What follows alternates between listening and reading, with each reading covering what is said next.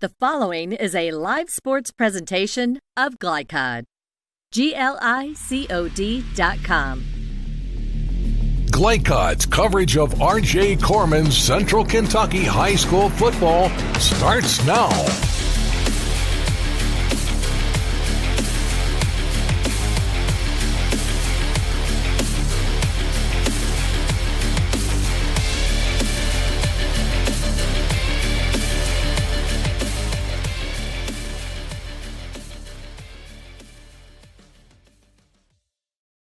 Good evening, everyone, from West Jessamine High School. This is Keith Elkins, along with Rick Reams and Jackson Miller, our producer tonight. Welcome to our broadcast of Glycod Central Kentucky High School football. We are glad to have you with us tonight. Looks like a good one tonight, a beautiful night for football as the West Jessamine Colts take on the Woodford County Yellow Jackets. And Rick, it shapes up to be a very interesting matchup. We've got the high-scoring West Jessamine team, and then we've got a well-rounded Woodford County team that has some real lofty goals for this year. Absolutely. You know, I'm sure Woodford County has a bad taste in their mouth from last year, getting beat out in the game. They thought they were going to go all the way to the state finals. Just didn't happen last year. So they're building up again. You know, they've got a lot of talent on that team. But as you said, West Jessamine has the same thing. A lot of talent, got great quarterbacks, not a whole lot of senior leadership, but when you have that at the quarterback, I tell you what, it can keep you in the game. Yeah, and we'll be talking a lot about Jacob Jones as always tonight, as he is a premier athlete and a top quarterback, and of course leading the state right now in passing and rushing, and he is just having a tremendous senior season, getting a lot of attention from colleges, including an offer from the University of Kentucky where his father played, and he is just having a terrific season and leading this team, which is what they really need him to do.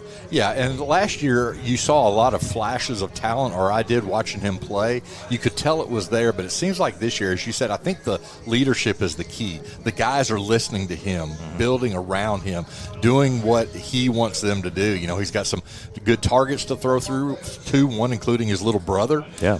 So, you know, I just think for West Jessamine right now, they're just kind of trying to find their footing. A huge win last week against their rival, East, you know, and at East winning big, and you want to continue that. But I tell you what, you got a real test tonight against Woodford County. They really do, and Dennis Johnson, the former UK star and NFL player, has really built this program up, and now he just seems to have a surplus of good athletes and big kids up front, and some athletes to handle the football and score in a number of different ways. He's really got it going over there. He does, and you know, we were talking the other night on the phone, Keith, that Dennis Johnson actually has a losing record at Woodford County. So I tell you what, he took a program over that was in the dumps. I mean, let's just be honest. They just hadn't done much. Him having a 36-45 record, but that does not talk about the last couple of years. 13-1 last year, undefeated again this year. You know, it's one of those things, and I think that's what high schools these days, with transfers and everything else, you have to have that coach that can bond these kids together, be a cohesive unit, and it seems like that's what they've done. And the coaches also have to get their kids to buy into their program, and that's one thing I think both these teams do, especially with West Jessamine and Jacob Jones. You can build your offense around him. You just have to have the right players who will have the right attitude about that, because like you said, leading both in passing and in rushing, that takes a lot for him to do, but it also means some of the other running backs and things have to not quite get the ball as much as I'm sure they'd like, but it's all the end effect, the win. That's what you're looking for. All right, it's West Jessamine against Woodford County. We've got a lot more to come on our pregame show, so stay with us. This is Central Kentucky High School football on Glycod. Proudly based in Jessamine County, R.J. Corman Railroad Group has been serving North America's railroad industry since 1973. Find out more by visiting rjcorman.com. For high-quality railroad service, it's R.J. Corman. Hey folks, this is Duke Owens, General Manager here at Cartown Kia. We have new Kias arriving daily, and I have over 20 lenders that want to approve you. So come and see us here at Cartown Kia, or look us up online at cartownkiausa.com. For any of your window, door, and siding needs, contact the team at Elite Building Products. Their factory-certified, licensed, and insured contractors have been installing energy-efficient windows and doors for over 30 years. They also offer energy tax credits and military veteran discounts. Locally owned and open weekdays at 242 Wilson Drive, just off of the 27 bypass. For a free estimate, call 859-887-2440. Elite Building Products. New teen drivers are at greater risk for car crashes, particularly at night and during the first few months without adult supervision. Checkpoints is a free 1-hour educational program held monthly at the Jessamine Career and Technology Center in Nicholasville. It will help you help your teen be safer when they become a new independent driver. For more details, including program incentives and how to register, visit the Jessamine County Health Department's website at jessaminehealth.org. Hi, I'm Glenn Downs, pharmacist and owner of the Prescription Pad in Nicholasville. We are an independent community pharmacy that provides personalized service. We offer free home delivery, medication compliance packaging, compounding, and home medical equipment. Getting your medications from us means no need to wait in line or on the phone for minutes. Visit us at 465 Keene Center Drive in the Keene Shops in Nicholasville or by phone at 859-887-2841. The Prescription Pad is dedicated to your family's health. This edition of Coach's Comments is brought to you by The Prescription Pad, a modern pharmacy with old school values. At 465 Keene Center Drive in Nicholasville. Phone 859-887-2841 or go online to prescriptionpad.net. And we're back at West Jessamine High School. Look at tonight's weather forecast presented by Gumbo Yaya, located on East Brannan in Nicholasville. It's a beautiful night for football, 68 degrees as we approach kickoff. Still a bright sun in the near cloudless sky tonight, and we expect no problems with precipitation through this game. So it's a beautiful night for football as the crowd gathers. Now let's hear from the coaches tonight. First, let's begin with visiting coach, Woodford County's Dennis Johnson. Coach, your team's off to a great start, and I know you have some lofty goals for this year. How would you sum things up to this point for your team? You know, I'm happy where we are at this point. You always want to grow. When you try to get to the level we're trying to be a championship team, try to build some culture and some pride in the program. It's a week-to-week battle, and so we got to keep the kids consistent because a lot of them never been in a position where they won a lot. So we got to keep them humble and just try to be specific during the week to say things we need to work on. But they've done a really, really good job. Good coaching staff and great support. You had an off week last week, right? So how do you handle that? It was great. You know, we were beat up after Franklin County, and we came in 2 days and really did some fundamentals type stuff, you know, just to go back to the basics and let them kind of take a few days out and play some minute-to-win games, had a big cookout and stuff, and try to get away from it, and then we came back Monday ready to work. You seem to have a combination of great athletes and some real size, too. I noticed you got some big players out there. Well, you know, real big players and fast kids make coaches look good, so we got both of those, a good combination, and these kids have done a good job working well together. They love each.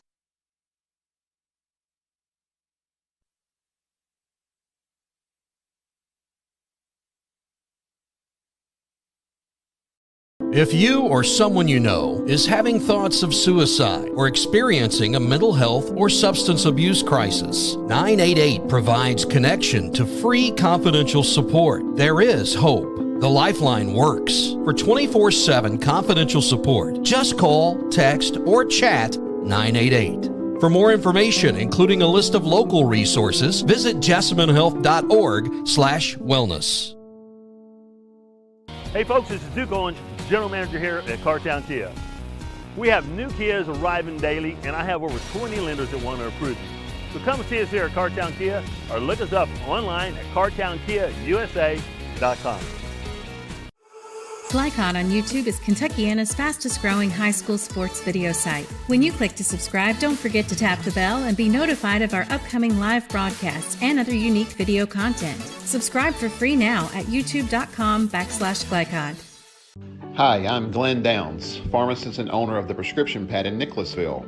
We are an independent community pharmacy that provides personalized service. We offer free home delivery, medication compliance packaging, compounding, and home medical equipment. Getting your medications from us means no need to wait in line or on the phone for minutes. Visit us at 465 Keene Center Drive in the Keene Shops in Nicholasville or by phone at 859-887-2841.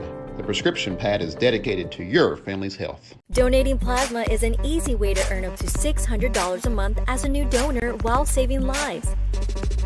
That's right. Every donation you make helps patients in need survive and thrive. Returning donors also see monthly bonus payouts and I Give rewards points. Go to cslplasma.com to learn more about plasma donation. CSL Plasma. Good for you, great for life. You're watching Central Kentucky High School Football from Glycod.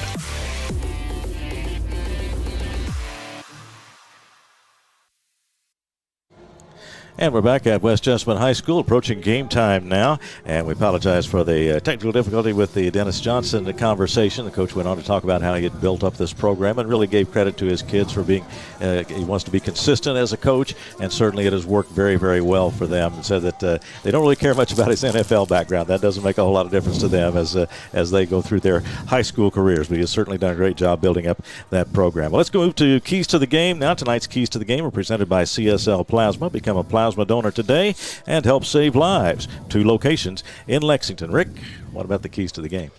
Well, let's look at both teams. First of all, for West Jessamine, they really need to improve on their negative turnover ratio. Right now, they are at a -5. They have 1 interception, that's it, and they've given up 6 different turnovers. So you really got to keep the turnovers to a negative, especially against a team like this. They really need to sustain some long drives. Woodford County's averaging 43.8 points a game, and I tell you what, you don't want to give their offense a lot of time to get a lot of action, to score a lot of points. You want to keep their offense off the field, keep their defense off the field. And then an issue that West Jessamine, every time I talk to Coach, Coach Marsh always talks about that they just need to tackle better. And tonight, that's one thing. If you get that first hit, you really need to bring these players down, and that's what I think West Jessamine needs to really improve on. As far as Woodford County, the one thing you got to do that's going to be hard to do is you got to stop Jacob Jones. You're going to have to let someone else beat you. That's a lot easier said than done, because with his passing and with his running, he's a difficult guy to stop.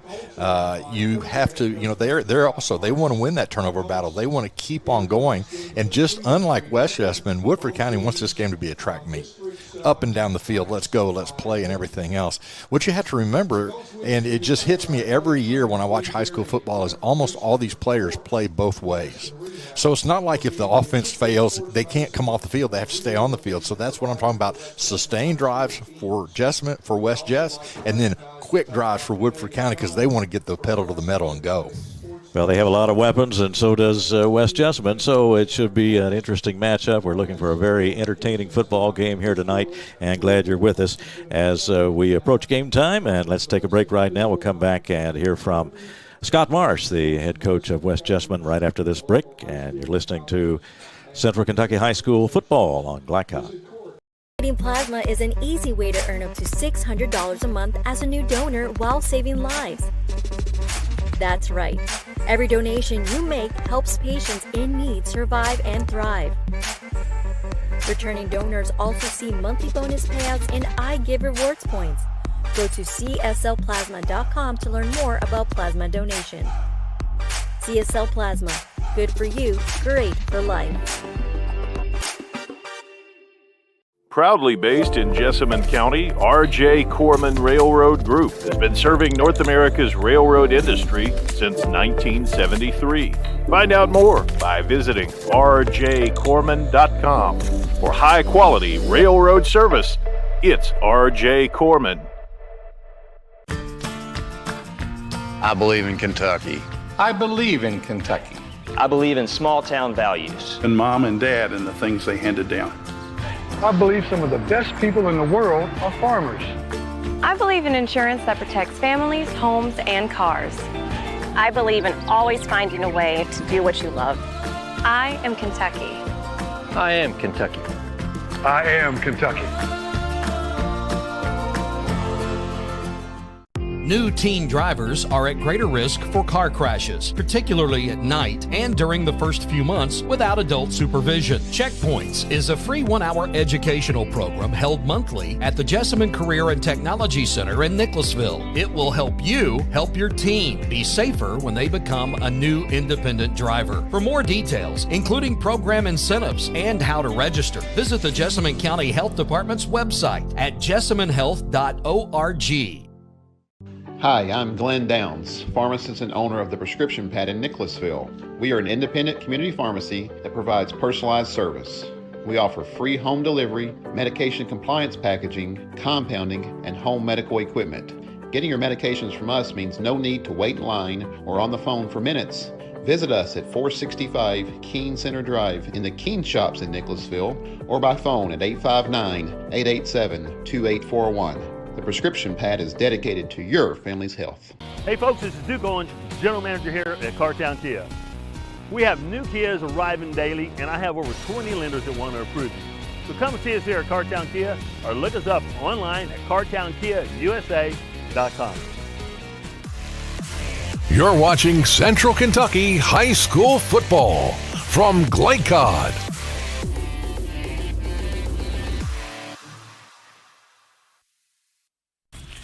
Scott, you go into the ball game at 3-3 at this stage of the season. How do you approach a game like this one against a strong Woodford County team? Yeah, it's going to be a bear. They're really good, and you know, a lot of great athletes all over the field for them, and you know, we're going to have to. You know, we've been pretty good offensively all year, and we're going to have to continue that again tonight. You know, it's quite a chore, but we've had a great week of practice, and the kids, you know, I feel like they're up to it, you know, and we get to play them at home for the first time in a couple of years. So, you know, we've just got to, you know, a game like this, you're not going to, you know, it's not going to be anything magical that's going to happen. You know, you've got to go out and you've got to just do everything, you know, fundamentally really, really, really well, you know, against a good opponent, and that's what we have to do tonight. And you had a good win last week, came off a good win, a lot of big numbers on offense, but that's kind of almost the norm for your team. Are you satisfied, too, with the way did the defense improve for you? Do you feel like you're making progress there? Yeah, we did. We made you know, a lot of improvements last week, and you know, to be 1-0 in the district right now is, you know, it's where everybody wants to be right now, and you know, so we were really pleased with the positive steps that we took last week, and you know, Jake Jones, Dalton Carter, you know, have been fantastic all year, and you know, we're playing them a little bit more both ways now than what we did earlier in the season, and you know, they're going to have to be great tonight as well. Yeah, Jacob is an elite player, but I guess you need him to be an elite player, don't you, to step up and be the leader. And he certainly is a truly impressive athlete. Yeah, it's amazing. I think at this point, you know, he's at least in 5A right now, he's leading the state in rushing and passing, and I don't know that I've ever really seen that before. You know, yeah. You know, so you know, like you said, we need him to be that guy again tonight, no question. How do you get improvement in the middle of a season? I mean, you kind of find out where you are, I guess, or who your players are, but on the same time, you always want to be building. How do you try to do that when you're at this stage of the season? It's all personnel, really. You know, I think you know, especially early in the season, you know, when you go through your non-district schedule and you kind of set things up, you know, you're trying to, you know, really figure out, you know, where the pieces fit in best, you know, and that's always, you know, it's like putting a puzzle together, and you know, and so that process never really ends, you know, trying to figure out, okay, who are the best 11 to get in the best spots to give us the best chance to be successful, and you know, we're still doing that. We're still doing that, and you know, but hopefully when you get into district play, you have a pretty good idea of what you are, who can do what, who, you know, and who struggles to do things, and where you need to, you know, cover some of those holes up, and you know, that's what everybody's trying to do this time of year, you know, as you're shooting for the playoffs. Yeah, and you've been at this for a while now. What's the best part of coaching for you? I think the Friday nights, you know, I think an opportunity like this to take a group of kids and play a really quality opponent, and you know, where there's you know, stakes involved for the playoffs and things like that. I think, you know, that never gets old. If you're competitive, that part never gets old. All right, well, a great night tonight for football, looks like. Good luck to you. Yeah, thank you, Keith. For any of your window, door, and siding needs, contact the team at Elite Building Products. Their factory-certified, licensed, and insured contractors have been installing energy-efficient windows and doors for over 30 years. They also offer energy tax credits and military veteran discounts. Locally owned and open weekdays at 242 Wilson Drive, just off of the 27 bypass. For a free estimate, call 859-887-2440. Elite Building Products. If you or someone you know is having thoughts of suicide or experiencing a mental health or substance abuse crisis, 988 provides connection to free confidential support. There is hope. The Lifeline works. For 24/7 confidential support, just call, text, or chat 988. For more information, including a list of local resources, visit jessaminehealth.org/wellness. Research has shown high school sports to be a great community influence. Join scores of local businesses that have partnered with Glycod in sponsoring live, hometown-oriented sports programming on our video and social media platforms. For more information, email info@glycod.com. Donating plasma is an easy way to earn up to $600 a month as a new donor while saving lives. That's right. Every donation you make helps patients in need survive and thrive. Returning donors also see monthly bonus payouts and I Give rewards points. Go to cslplasma.com to learn more about plasma donation. CSL Plasma. Good for you, great for life.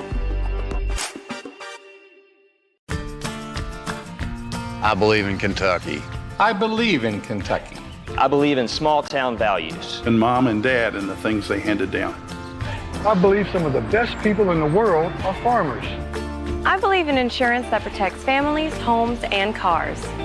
I believe in always finding a way to do what you love. I am Kentucky. I am Kentucky. I am Kentucky.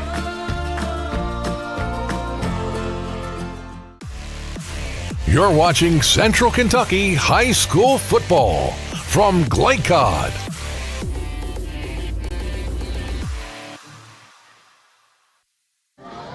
Welcome back to our broadcast from West Jessamine High School tonight. Keith Elkins along with Rick Reams, Jackson Miller, our producer. And Rick, let's talk about storylines for tonight's game. The storylines are brought to you by Kentucky Farm Bureau agents Sean Atkinson and Kyle Rowe. We've talked a little bit about how Woodford County is striving for a very special season after reaching 5A state semifinals last year.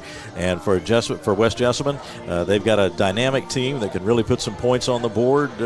How do you see these two teams meshing out here tonight as they go against each other? Well, I think it's going to be an interesting mesh up, if you can use that word, because I think we're going to see two teams, as you said, prolific offenses. So you're going to have to see how the defenses do. Again, Woodford County is trying to get back to where they just fell just a little short last year. So, every game matters. And these now, as you get more later and later in the season, you want to be hitting that peak. Maybe you had a low point, West Jessamine, early in the season. That's all gone. Now you're playing for district, you're playing for everything else. So I think the storyline to me tonight is to see how these defenses can stop each offense. And we've talked about Jacob Jones, of course, and he will always be among the key players in any game. But he's not out there alone. He's got some guys, some very talented athletes, too, that help put up some of those big numbers for West Jessamine. Yeah, you're looking at a Dalton Carter who has 48 catches for 865 yards, 3 touchdowns. He also has 53 rushes for 328 yards. And then I talked about him, the 5'8 freshman, Brody Jones, Jacob's brother, 32 catches, 379 yards, 3 TDs. Talked earlier tonight to one of the coaches at the middle school and said when Brody Jones came out, they had no idea who he was. But they said after about 5 minutes, they knew they had to get the ball to him a lot. And so I'm excited to see him play tonight. So that's what you're going to see from West Jessamine. It's just going to be, they have some big linemen in there, but they're going to have to open up those holes. And if you're Woodford County, you just can't lose containment on Jacob Jones or he will kill you. The Woodford side, then I noticed there are several players that have at least 1 or 2 passing attempts. So it seems like that's something that's in the bag of tricks for Dennis Johnson. He's got some good athletes and a lot of balance out there, it seems. You look at Andrew Nason with 431 yards, 7 TDs, 26 for 50, 52% passing. The kid I think you want to watch for also is Aiden Nelson, a former Ball State commit who has decided to reopen his recruitment. He has 11 receptions, 235 yards, 4 TDs. And I just think tonight, Keith, you're going to see just a lot of players come out, and you can scout all you want. You can try to stop them, but every game I've called this week, it's been someone that hasn't been on our stat line that ends up making a big difference in the game. And I'm kind of excited tonight to see which team is going to have that player. We'll see who it'll be as we're just a few minutes from game time now. We'll take a break and be back in just a moment. You're watching Central Kentucky High School Football on Glycod. Folks, this is Duke Owens, General Manager here at Cartown Kia. We have new Kias arriving daily, and I have over 20 lenders that want to approve you. So come and see us here at Cartown Kia or look us up online at cartownkiausa.com. Hi, I'm Glenn Downs, pharmacist and owner of the Prescription Pad in Nicholasville. We are an independent community pharmacy that provides personalized service. We offer free home delivery, medication compliance packaging, compounding, and home medical equipment. Getting your medications from us means no need to wait in line or on the phone for minutes. Visit us at 465 Keene Center Drive in the Keene Shops in Nicholasville or by phone at 859-887-2841. The prescription pad is dedicated to your family's health. Proudly based in Jessamine County, R.J. Corman Railroad Group has been serving North America's railroad industry since 1973. Find out more by visiting rjcorman.com. For high-quality railroad service, it's R.J. Corman. From Glycod, it's R.J. Corman's Central Kentucky High School Football. R.J. Corman Railroad Group in Nicholasville, serving the railroad industry since 1973. Tonight's game is also brought to you by Kentucky Farm Bureau Insurance Agents Sean Atkinson and Kyle Rowe, big on commitment. Cartown Kia in Nicholasville, movement that inspires. The Jessamine County Health Department, jessaminehealth.org. The Prescription Pad, your local pharmacy in Nicholasville. Elite Building Products for all your window, door, and siding needs. CHI St. Joseph Jessamine and Citizens National Bank. Now to the field for all the action from Glycod on R.J. Corman's Central Kentucky High School Football.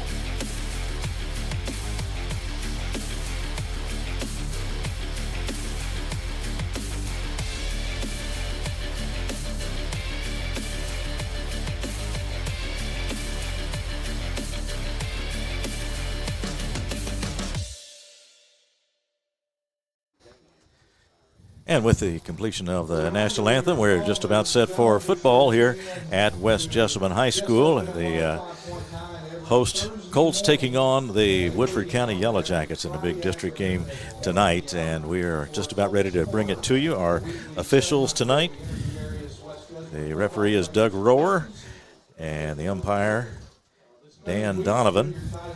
The head linesman tonight is Will Rogers.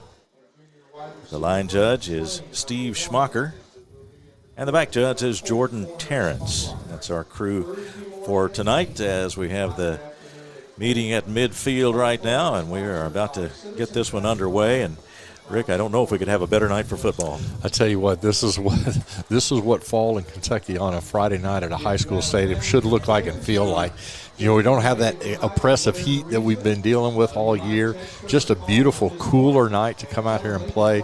Should get these kids, you know, able to not come out and have cramps and everything else like we've seen early on in the year. But I tell you what, Keith, I was sick this past year and in the hospital for about 3 weeks, and this is what I have strived to get back to. So I'm excited to be here tonight. Well, it does just bring out the football atmosphere. Coach Scott Marsh mentioned it, the best part of coaching for him, the Friday nights, and you can't get a better one than this one. And the fans are filing in, and they're ready to see some football, and it is a beautiful night, and it'd be nice if it carried like this all the way through the playoffs. That probably won't happen, but we can enjoy this late September, early October weather while it's here. Absolutely. And, you know, it's always amazing to me how we start the season and we're burning up in the press box, and by the end of the season we're freezing in the press box. So we don't get many perfect nights, but I think weather-wise this is one of those nights. It got a little bit of a strong wind, but nothing too terribly, probably whipping around a little bit on the field. But it's going to be a great night for football, Keith.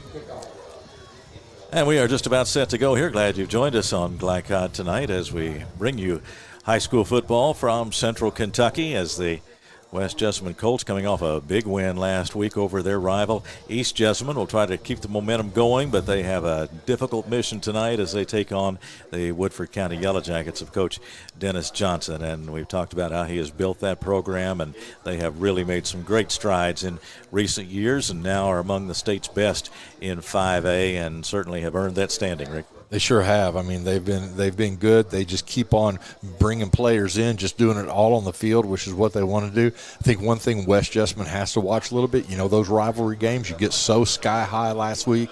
You had a big win. You sure don't want to come out here flat. But I think facing, as you said, a powerhouse in 5A is enough to get your juices flowing and get on the field and not have that letdown. And, of course, Woodford County coming off an off week, and so they are tuned up and ready to go, you would hope, after a week away from football competition, but certainly working hard during that time. And here come the Colts onto the field now, dressed in that light blue with red numerals tonight and the red helmets.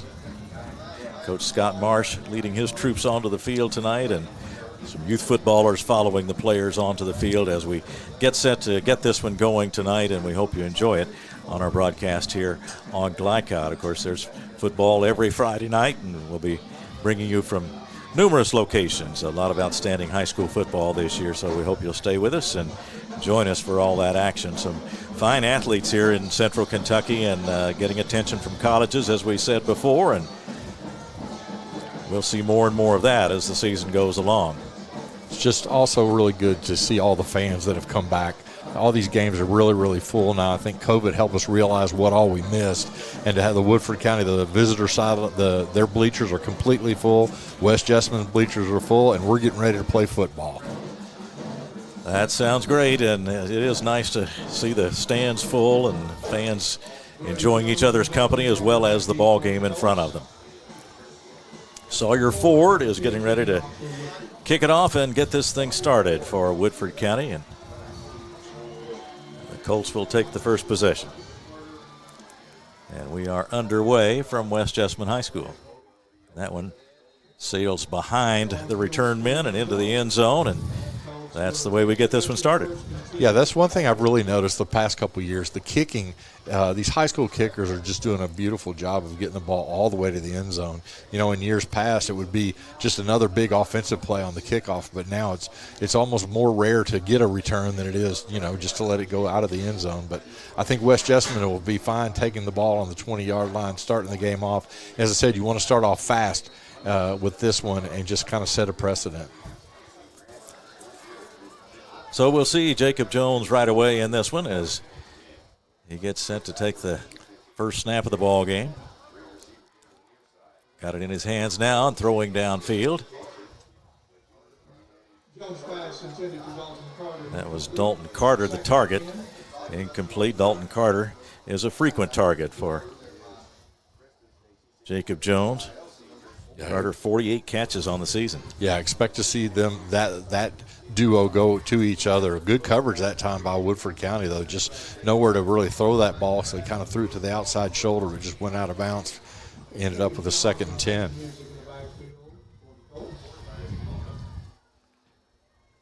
Ready for the snap. He's got it. And again, he throws out to the right side this time. Tipped and within range of the interception was Mackay Smith, unable to get it as it bounced in front of him. So Woodford putting up some stout defense so far. Yeah, right now, I mean, it looks like that they are really doing well in the secondary. I think Jacob Jones is going to kind of have to realize that, maybe get the game back to his legs. You know, he maybe want to run a quarterback draw here because 3rd and 10, you think they're going to be throwing the ball. So he's certainly a weapon with that method as well. He's a terrific runner as well as a great passer. 3rd and 10. He's got it, looking. Now he's going to have to scramble, and he runs to the right side, now gets rid of it and throws it out of bounds. So a 3 and out for West Jessamine to get things going here, and a good start for the Woodford County defense. Really good start. To get that 3 and out, showed a lot of speed chasing Jacob Jones out of the pocket, throwing that ball down the field, running to his right, just couldn't get anything behind it, couldn't get his feet set. So Woodford County their defense did their job, 3 and out, and now let's see what they can do on a punt return and see if they can get even better field position. That's Carter going to punt. Yeah, he's going to do a little bit of everything. Yeah. Gets that one away. Low trajectory on that one. Scooped up at the Woodford 45 and across the 50-yard line before being swarmed on, and that's where the Yellow Jackets will get started. Yeah, good coverage on the punt there. Actually dropped him back a couple yards, about the 49-yard line. So they're going to really need to get, there he is, Jacob Jones. We saw that replay. As I said, Woodford County's defense really fast getting back to him, and that's something they need to watch. On a play like that, though, they can go by too fast, and you can get a good run there. So need to watch that as the game goes on, because I'm sure the coaches upstairs are seeing the same thing we are. 1st and 10 from the Woodford 49 for the Yellow Jackets. Andrew Nason, the quarterback, turns and hands to the first man through, and he is off to the races. And that's going to be a quick Woodford touchdown. Wow.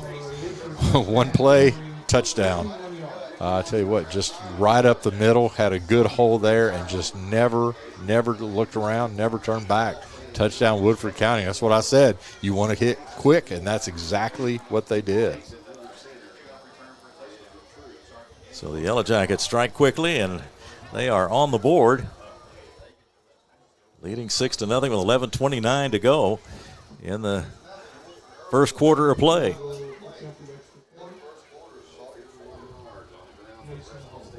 Now we'll get the try for the extra point, and that one is no good. So we'll stay at 6-0 with 11:29 to go in the first quarter. And let's take a look again at this play, just right up the middle, untouched. I mean, there was no one there. Made it all the way into the end zone, go up 6-0. You know, if you're West Jessamine, you're on your heels a little bit, but your coaches are now saying, hey, they mixed an extra point. So, you know, there's something that we can think about. But it was just a very, very good play call, very good run up the middle for Woodford County. I mean, he flew out of there. And I'm sorry, I did not get it happened so fast. I didn't get a number on who was. Stacy's normally the man behind Nason there. And I think it may have been him, but I tell you what, it was just so fast and right up the field, and his numbers weren't against us, so or weren't towards us, so we could not see.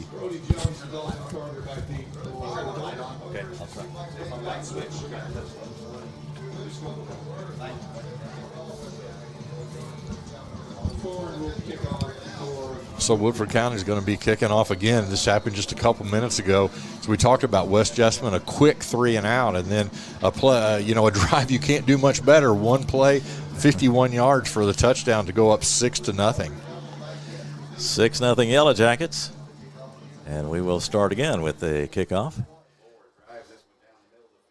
And that one is going to go into the end zone as well. So, again, it'll be West Jessamine with this touchback after the long kickoff by Ford. And the Yellow Jackets are living up to their reputation so far, aren't they? Yeah, they are. They look really good there. And, it's a 3-and-out, and they want to force that again. I would be surprised, though, if West Jessamine comes out and throws the ball 3 straight downs this time. I think you may try something a little bit different.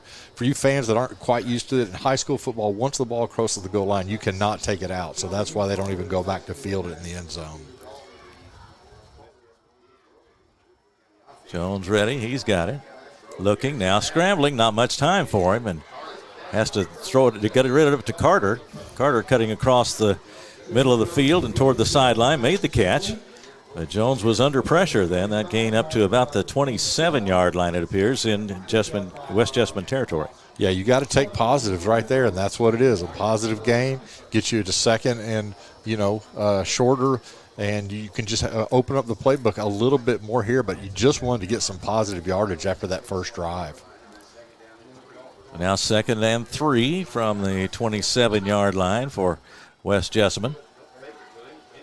And now in trouble in the backfield, and escaping is Jones, and Jones runs to the right side and out of bounds at about the 31-yard line. So it looks like he picked up the first down. Yeah, they're actually giving all the way up to the 35-yard line. They're going to go quick offense here. And I tell you what, Jacob Jones, he showed you his shiftiness there. They had him in the backfield, but he turned it into a first down run. So timeout for Woodford County. I'm not sure what they're seeing, but Coach Johnson called all the other coaches back and said he wanted to talk to his defense right now. He did. Well, let's take our first –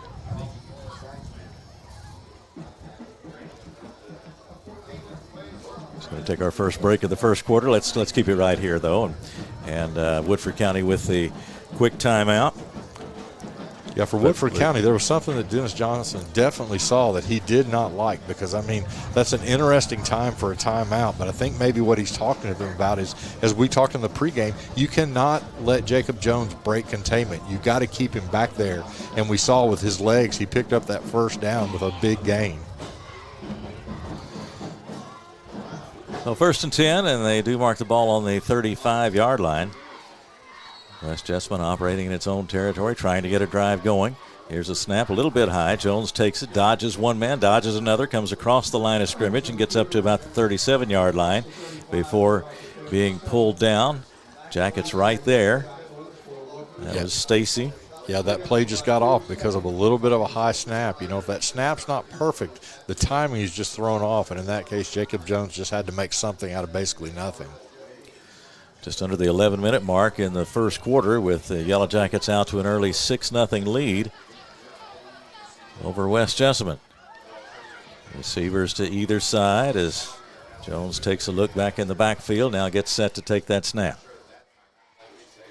Here is the snap, and he keeps it and turns to his left and fires out to the left side and got his man out there. The gain up over the 40-yard line to about the 42. Great play there. Play fake, rolled it out, got that ball out to Isaac Maynard. Big target out there, big tight end. Great play to get it 3rd and short. He's got some guys that can go get that ball. He could throw it long if he gets some time, but he hasn't had a whole lot of time so far. So we will see that before the night's over, of course, and he has some receivers who can go and get it. So 3rd and 2 now from the 43-yard line. West Jessamine in its own territory. And here's Jones straight ahead, crosses the 45 to about the 48, 49-yard line. Great run there. You can tell them they had it stacked over on the right side. He started that way, but the hole actually ended up a little bit to his left. Great vision to take that ball up the middle and get a first down. This is the sustained drive we talked about. You saw the first series, 3 and out. Woodford County made him pay for it. This time, they're going to kind of play both pass and run, which I think is very smart, but you're seeing why Jacob Jones is leading the state in both passing and rushing. He is a great athlete, and, of course, everybody is aware of that as they go down the schedule, so they know they have to try to contain him, and so defenses pay a lot of attention, but that often doesn't do a lot of good. He's a tremendous player. Here's the snap. Again, a little high. He's got it. Penalty flag down. He throws over the middle and incomplete. But there is a flag down. Yeah, that was a little bit of a dangerous pass through into coverage. Tried to hit Jude Collier with that. It was thrown behind him, but that looked like he had a false start. Yeah, going to have the tonight penalty. Again, we have the referee is Doug Ryder. We have the umpire is Dan Donovan, head linesman Will Rogers, line judge Steve Schmacher, and the back judge Jordan Terrence. And let's hope we don't call their name a lot tonight, Keith. Well, they do too. Exactly. But, yeah, the first penalty there, that's one thing West Jessamine does not want. You don't want to put yourself behind the chains.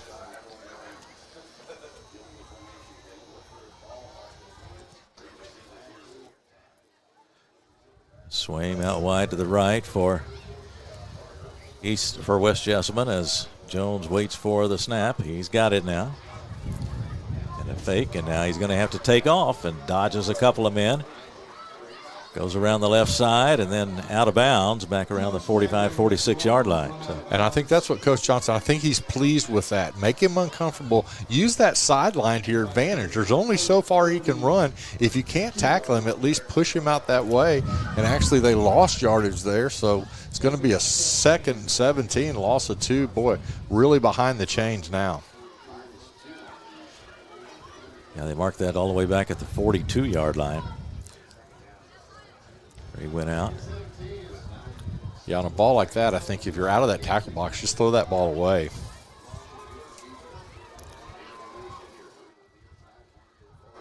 Now the snap, and now he's in trouble again. Can he get away? Yep, he can get away. Down to the left side he goes. 40, 45, 50, and then out of bounds in Woodford County territory. Boy, he's putting on a show. There's 3 guys back there. One had his hands on him, but, boy, he broke out, got away from that, and had a wide open field. Still going to be 3rd and long, but I tell you what, that was a nice run to at least get you where you've got a couple different opportunities here to get that first down.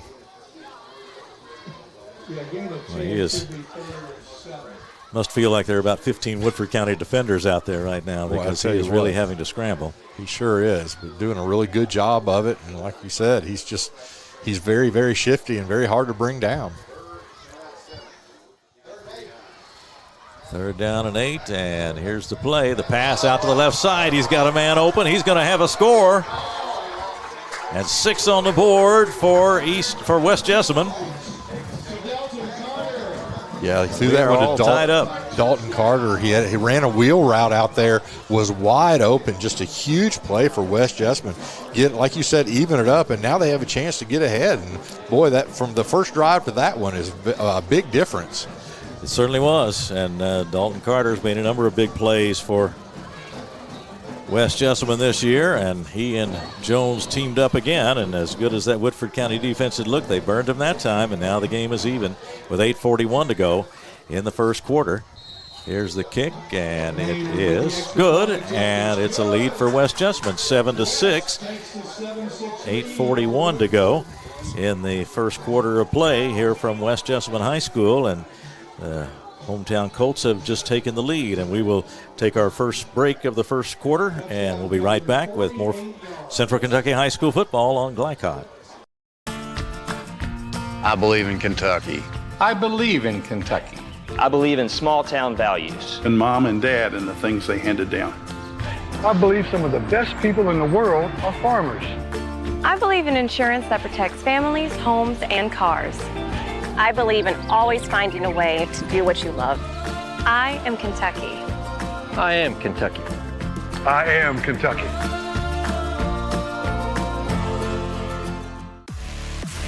You're watching Central Kentucky High School football from Glycod.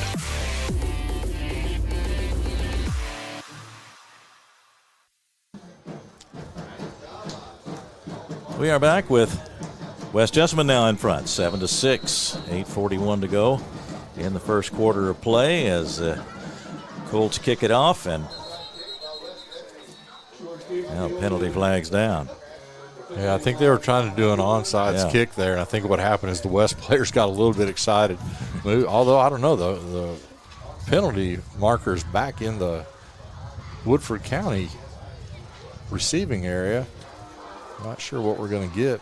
We're going to wave that flag off, or? Well, oh, yeah, okay. There's the signal against West Jessamine. So again, I think you get so excited on a onside kick to try to get that ball that you kind of move there a little bit quick. So problem is right now the referees are going to need to spot that ball somewhere because neither team's really sure.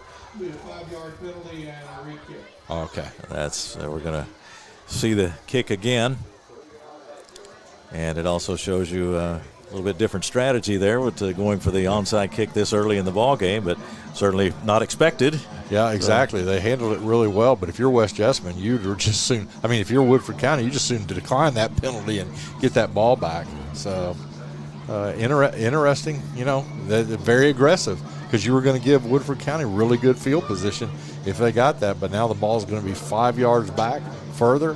Don't think you would do it again, but I tell you what, you know, you may think, well, they think we're not going to do it again. We'll try it again.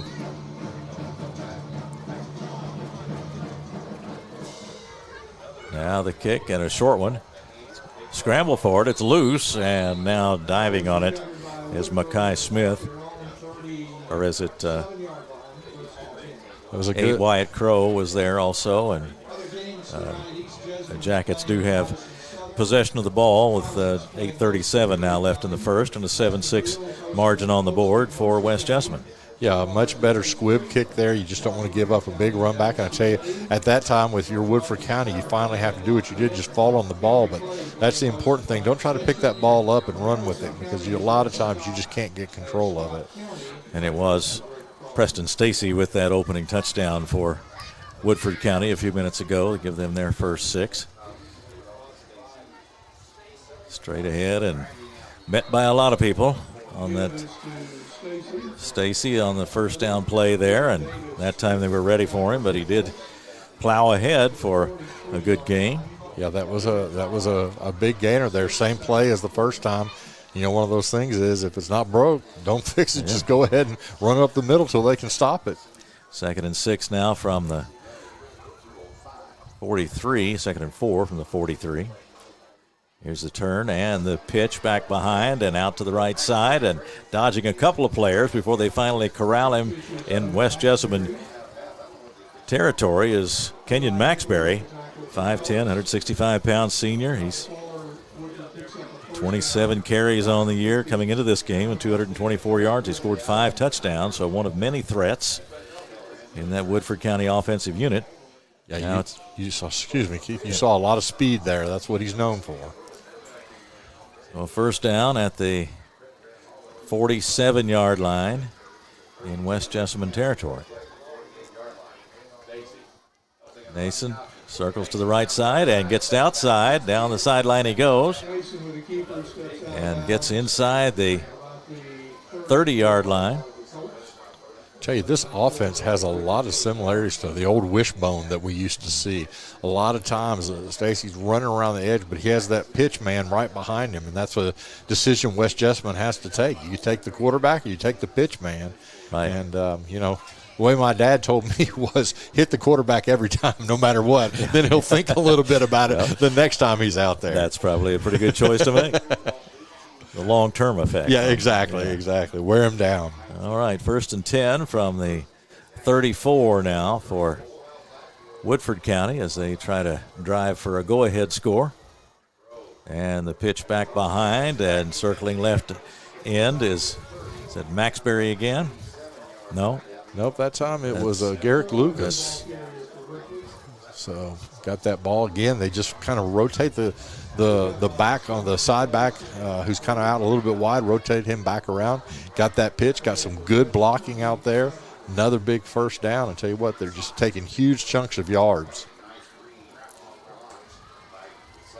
2nd and 3rd now from the 27-yard line. Here's the snap, the turn, the pitch to Maxbury. This time he's got some room, gets inside the 20, the 15, the 10, 5, and he is going to score. Yeah, a lot of speed there. And I tell you what, once he gets around that edge, he was gone. There was no one that was able to catch him. So, boy, quick score again. What did we talk about? Woodford County. You want the score fast and just keep on the field, and that's what they've done this so far. So they move ahead 12-6 on the score by Maxbury.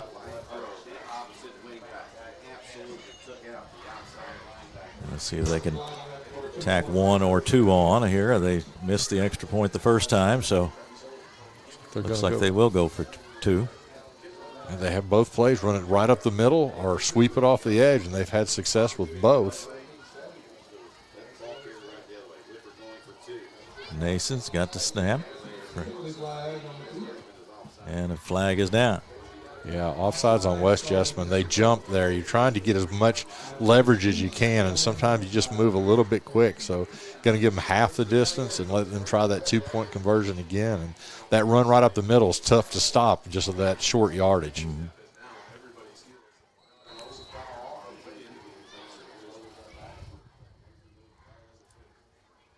So here's the second try for the 2-point conversion. Now Nason fakes and runs around the right side untouched into the end zone. 2 points for Woodford County, and that'll put them up by a score of 14-7. We've still got 6:57 to go in the first quarter of play, and Woodford County has moved in front here by a score of 14-7. And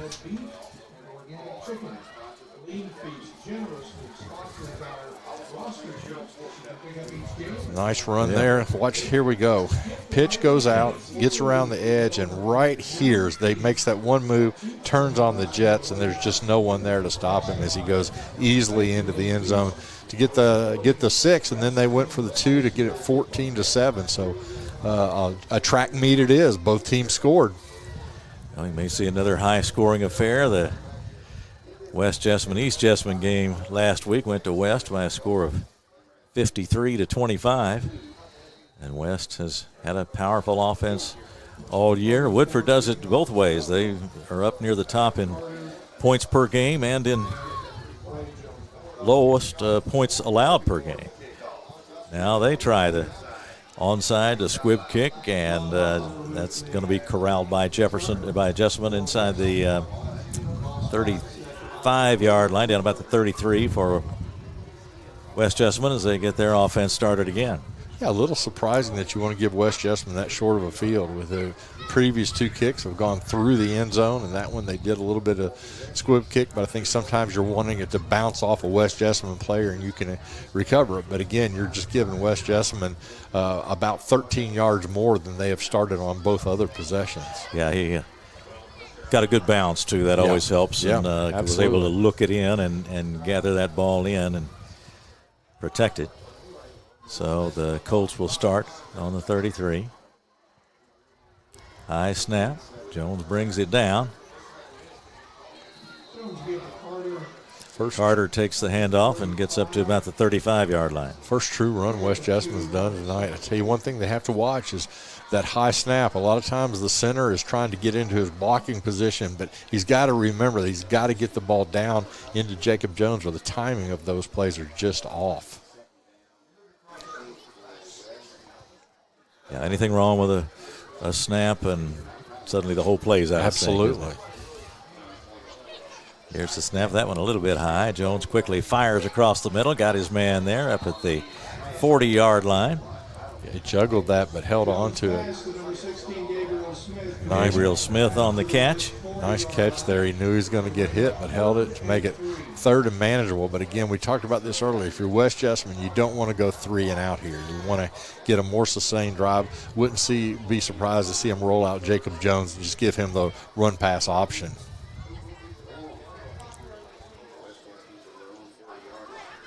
So the Colts get set on 3rd and 3 from their own 40-yard line.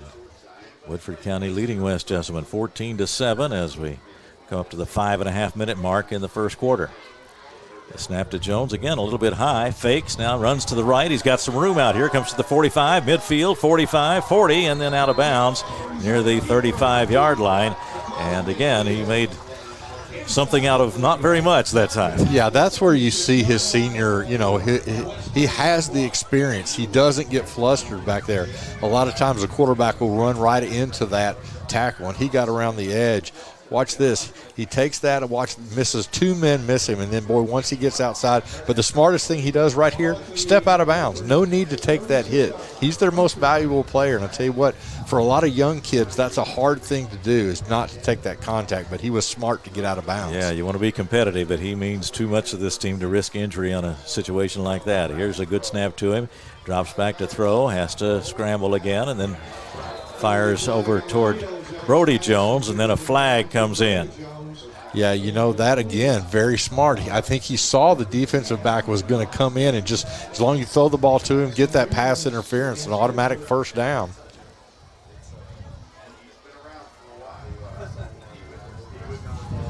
So they'll march it off.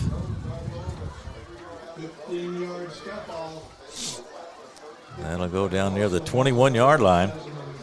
And it sets West Jessamine up with a 1st and 10 at the 21 as the Colts try to come back from this 7-point deficit. Jones looks toward the sideline. Yep, getting that call that way. That's what you can do with a senior quarterback. He knows the situation, just waiting and going to go ahead and get the snap. Carter in the backfield with him. Now Carter starts out to his left. Jones fakes and now looks long toward the end zone. Got a man out there, and it's a touchdown. Great play. Gave a hitch and threw it to his brother. I tell you what, just a great hitch move there, and the Woodford County bid on that, throw out to the slant, and then just threw a perfect strike to his brother. His brother held his hands up, said, "Here I am, give me the ball." And I tell you what, he gave Carter. That's right. Gave Carter a look, and he carries. Noticed in watching the game last week, he carries out his fakes, his decoys, and that can make all the difference. Absolutely. And the kick is on the way, and it is good by Maynard. And we are all even, 14-14 with 5:17 left to go in the first quarter. Woodford County and West Jessamine. And we will take a break here, and we'll be right back. More Central Kentucky High School football coming up on Glycod. Proudly based in Jessamine County, R.J. Corman Railroad Group has been serving North America's railroad industry since 1973. Find out more by visiting rjcorman.com. For high-quality railroad service, it's R.J. Corman. You're watching Central Kentucky High School Football from Glycod.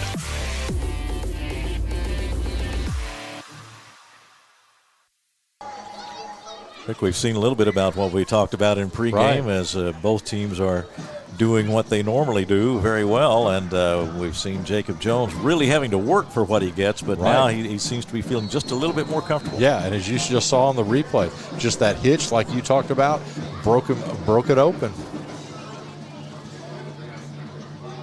And again, they kick it short, loose ball, scramble for it down near the 33-yard line. Looks like West Jessamine says they've got it. That was a squib kick to perfection. And they do.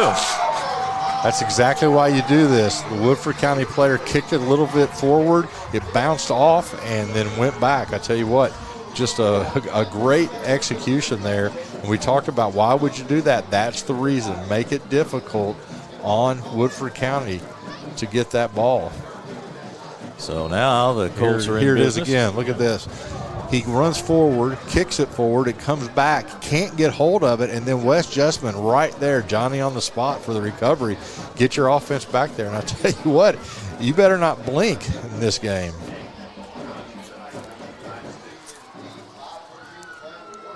Carter goes in motion, and Jones takes the snap. He's going to run all the way this time as far as the call is concerned, but no room there for him.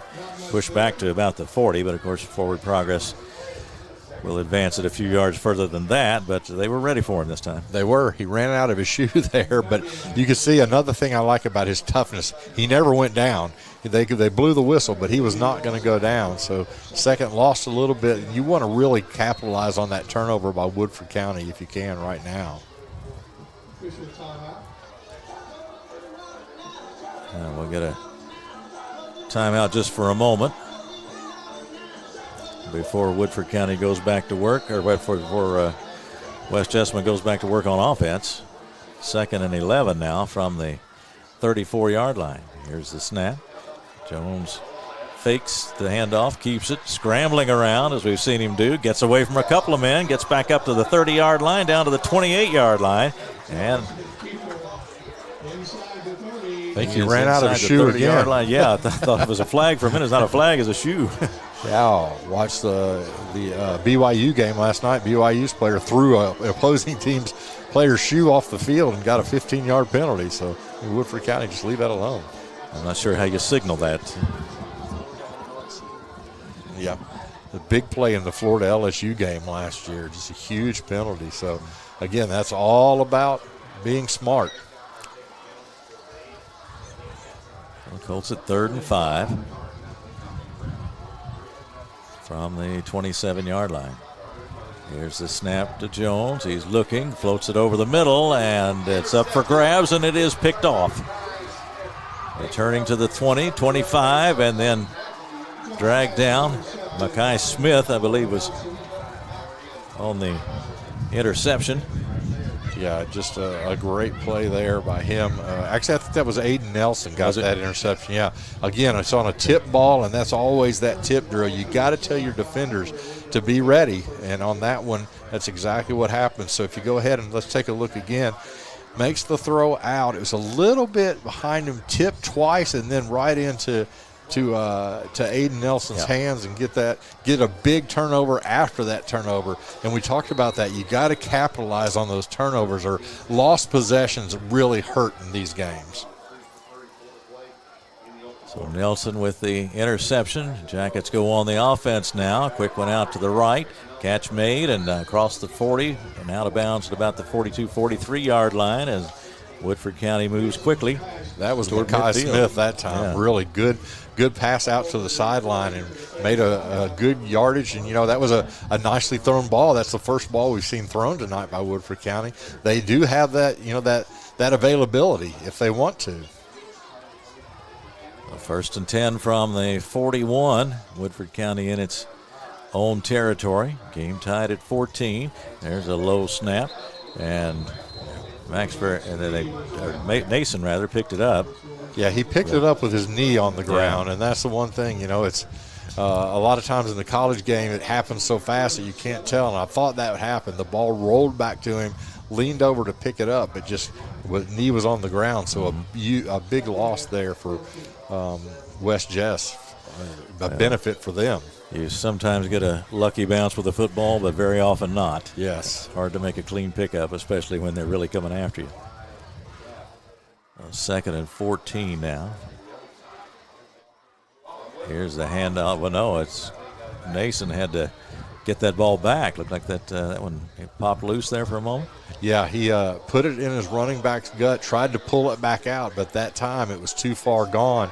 There was a...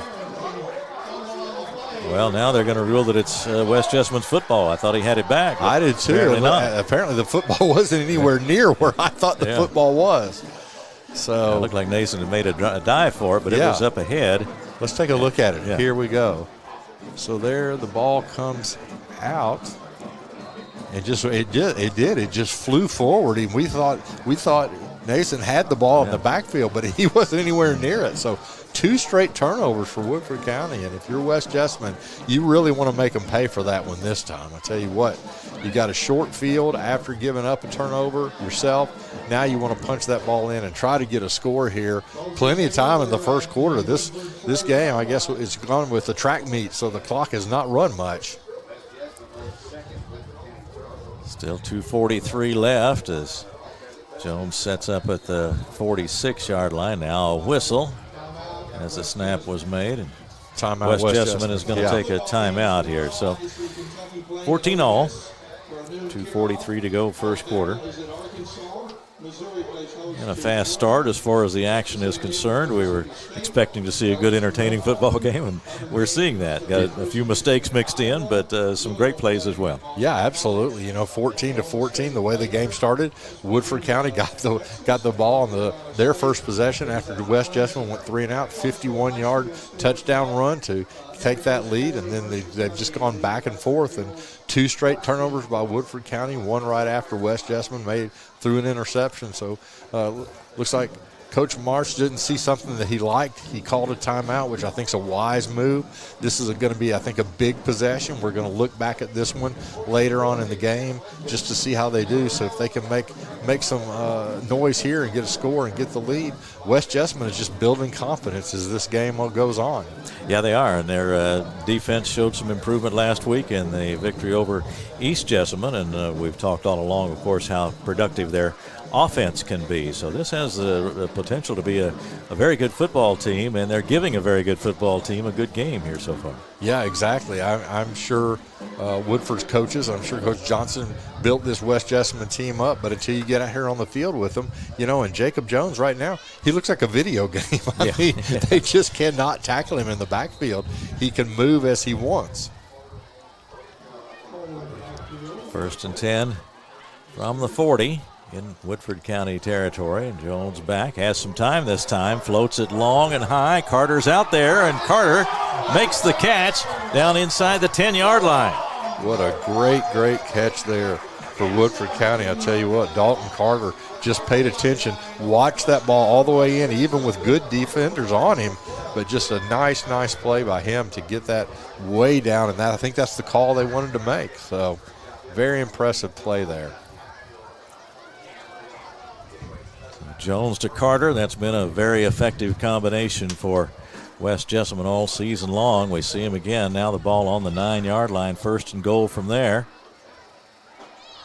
And the snap to Jones, looking and fires out to his left this time, and the receiver immediately dropped at about the 5-yard line. Oh, boy. That Brody? Jones yeah, Brody. He had that ball, and he could have made one step, but he just tripped. So let's go back to the long pass here. Jacob Jones has plenty of time this time, makes the throw out, and watch the catch. A great throw, but an even better catch to bring them all the way down to the 9-yard line. Then had that little slant to get to the 5-yard line. Yeah, real concentration and defender right there with him. Fine play by Carter, and then the pass to Brody Jones. And now the snap, Jacob Jones straight ahead, pushing toward that goal line. Tell you what, he's a big body, tough to bring down there, and he got that all the way down inside the 1-yard line. So you got 3rd down and goal at the about the half-yard line, I think. Jacob Jones at 6'2" and 190, so he is a powerful player as well as a quick one, a fast one, and Can deliver the ball through the air, too. 3rd down and goal. And the snap, this time it's over his head, and Jones is going to have to chase it down. He falls on it back around the 25-yard line. And so we've seen that snap go high where he's had to jump just a little bit forward. That time, just out of reach, and wow, they were right at the goal line. Yeah, I tell you what, this is going to be a very, very long 4th and goal from the 24-yard line. So that snap, we talked about it, that snap can really cause problems. And it has all night. It's been high on almost every one. And here it is, over his head. Jacob Jones does a great job just falling on the ball. No need to try to pick it up and run there.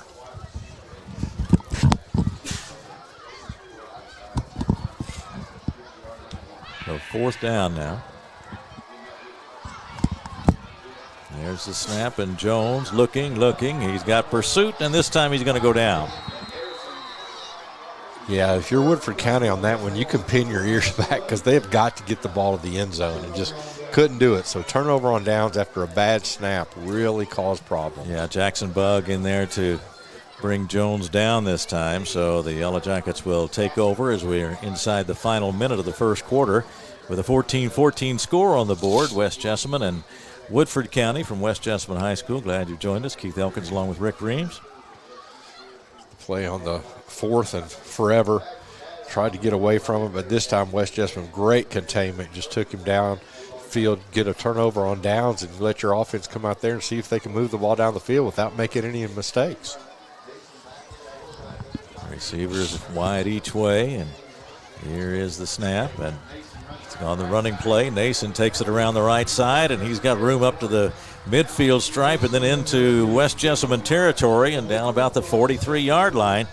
And again, that time it was the quarterback taking off, and we've talked about how they have a number of weapons on this team, and he's definitely one of them. Yeah, he did a great job of faking that handoff and then just getting the ball out there. You saw his speed. Here it is again. Look, he fakes the handoff, gets around the edge, and boy, he turns on the jets right here, gets it all the way down to the 43-yard line for a 1st down for Woodford County. Nason, just a sophomore, 6'1", 170.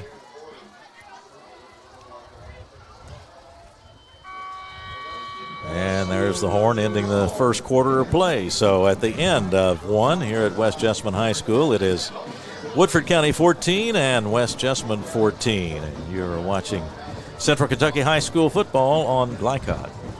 Donating plasma is an easy way to earn up to $600 a month as a new donor while saving lives. That's right. Every donation you make helps patients in need survive and thrive. Returning donors also see monthly bonus payouts and I Give Rewards points. Go to cslplasma.com to learn more about plasma donation. CSL Plasma. Good for you, great for life. New teen drivers are at greater risk for car crashes, particularly at night and during the first few months without adult supervision. Checkpoints is a free 1-hour educational program held monthly at the Jessamine Career and Technology Center in Nicholasville. It will help you help your teen be safer when they become a new independent driver. For more details, including program incentives and how to register, visit the Jessamine County Health Department's website at jessaminehealth.org. You're watching Central Kentucky High School football from Glycod.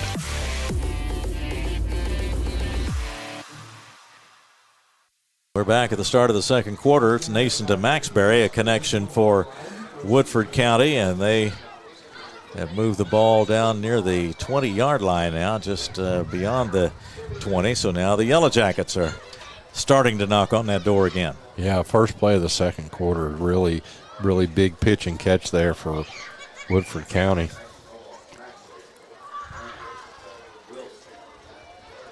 So two receivers to the right as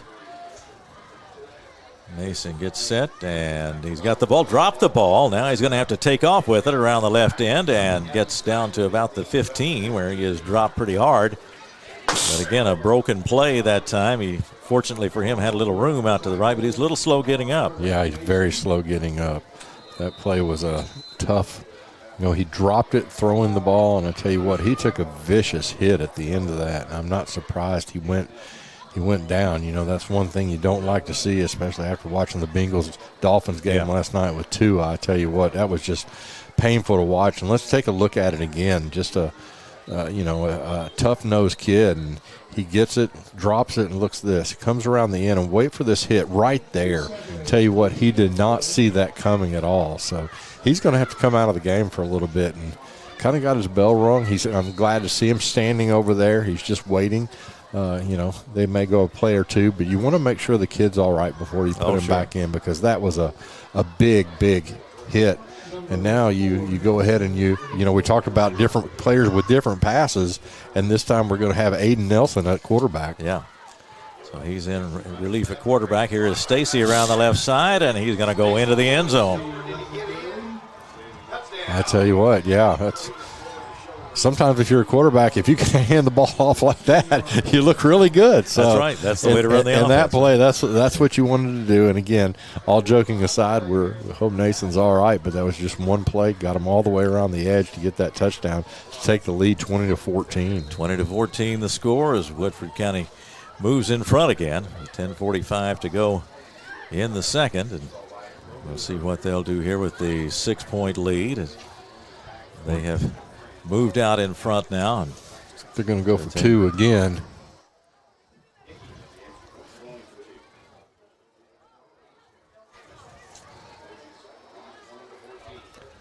There's the snap and the pitch, the run around the right side, and in for 2.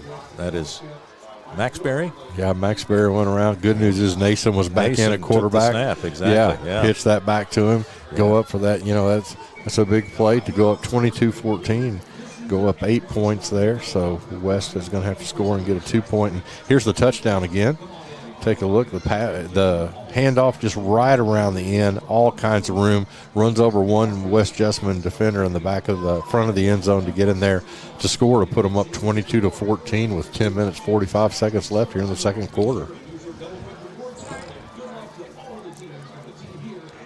An 8-point margin for Woodford County, and we're starting to rack up some serious points here. We are, and if you think back on the last drive, what did West Jessamine have? 4th and an inch, to get a touchdown. 3rd and an inch to get a touchdown.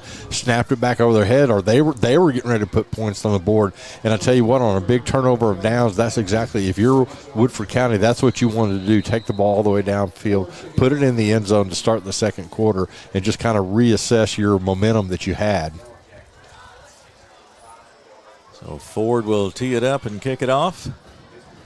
And the Colts get set to receive back inside the 10-yard line.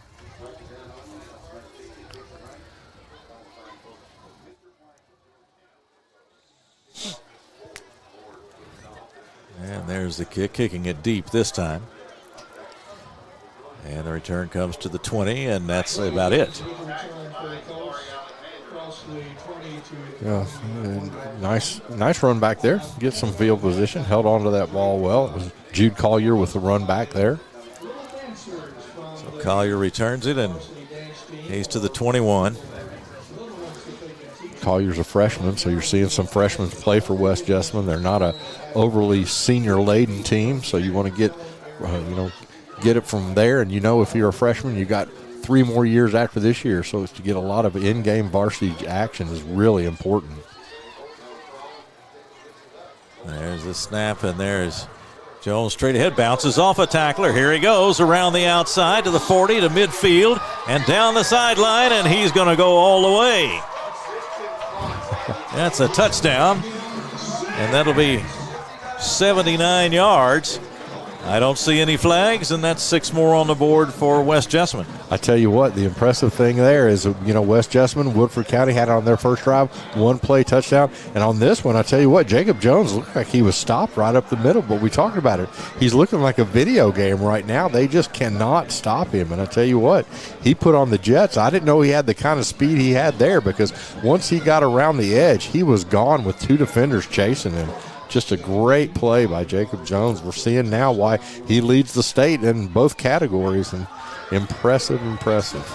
And the kick is good. So let's take a look back at this. See the touchdown here. Now watch this.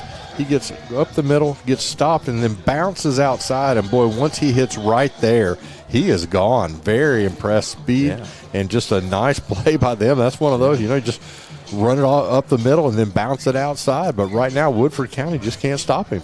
We can take a 30-second break here and take our first break of the second quarter. Take a 30-second break and come right back with more football on Glycott. For any of your window, door, and siding needs, contact the team at Elite Building Products. Their factory-certified, licensed, and insured contractors have been installing energy-efficient windows and doors for over 30 years. They also offer energy tax credits and military veteran discounts. Locally owned and open weekdays at 242 Wilson Drive, just off of the 27 bypass. For a free estimate, call 859-887-2440. Elite Building Products. You're watching Central Kentucky High School Football from Glycott.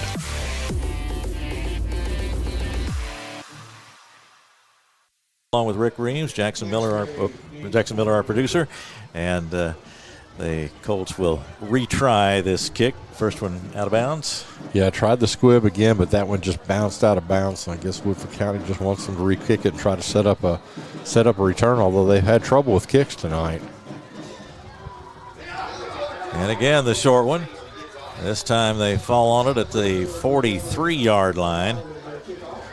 And so Woodford was there this time, really challenging that hands team. Aren't they? Exactly. They knew it was coming, and just a perfect kick bounced up and hit Woodford County right on the side, but he was able to get on the ball. And again, that just gives very, very short field for Woodford County. And that's one thing really with their offense. I don't think you want to give them a real short field, but it was a good play there by Jabari Alexander, the senior wide receiver. Hit him, and then he just fell on the ball instead of trying to pick it up like they did last time and run.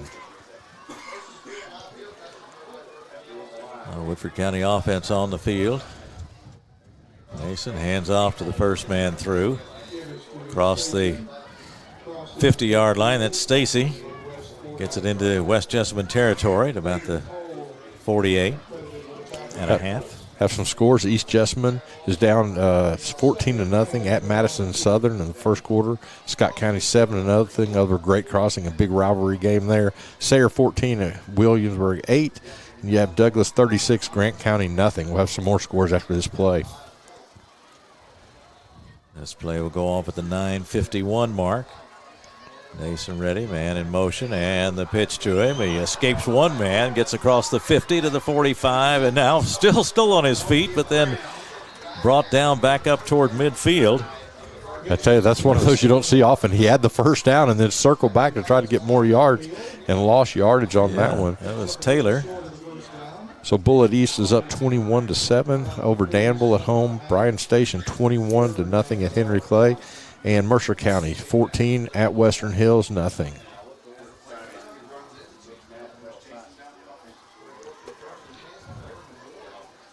So, you took it from a first down to now a 3rd and 1. So, if you're West Jessamine, you're fortunate. See if you can get a big stop here. Yeah, 3rd and 1 at the 47.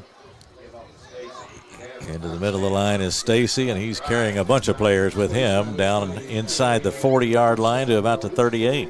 Yeah, both teams, it looked like a under 6 soccer game. Both teams were all around the ball, but boy, I tell you what, he's a big boy to take down, and they just could not get him down after a long gain for a first down. He's a senior, 6'1", 215. We saw him break a long run for a touchdown at the beginning of the ball game.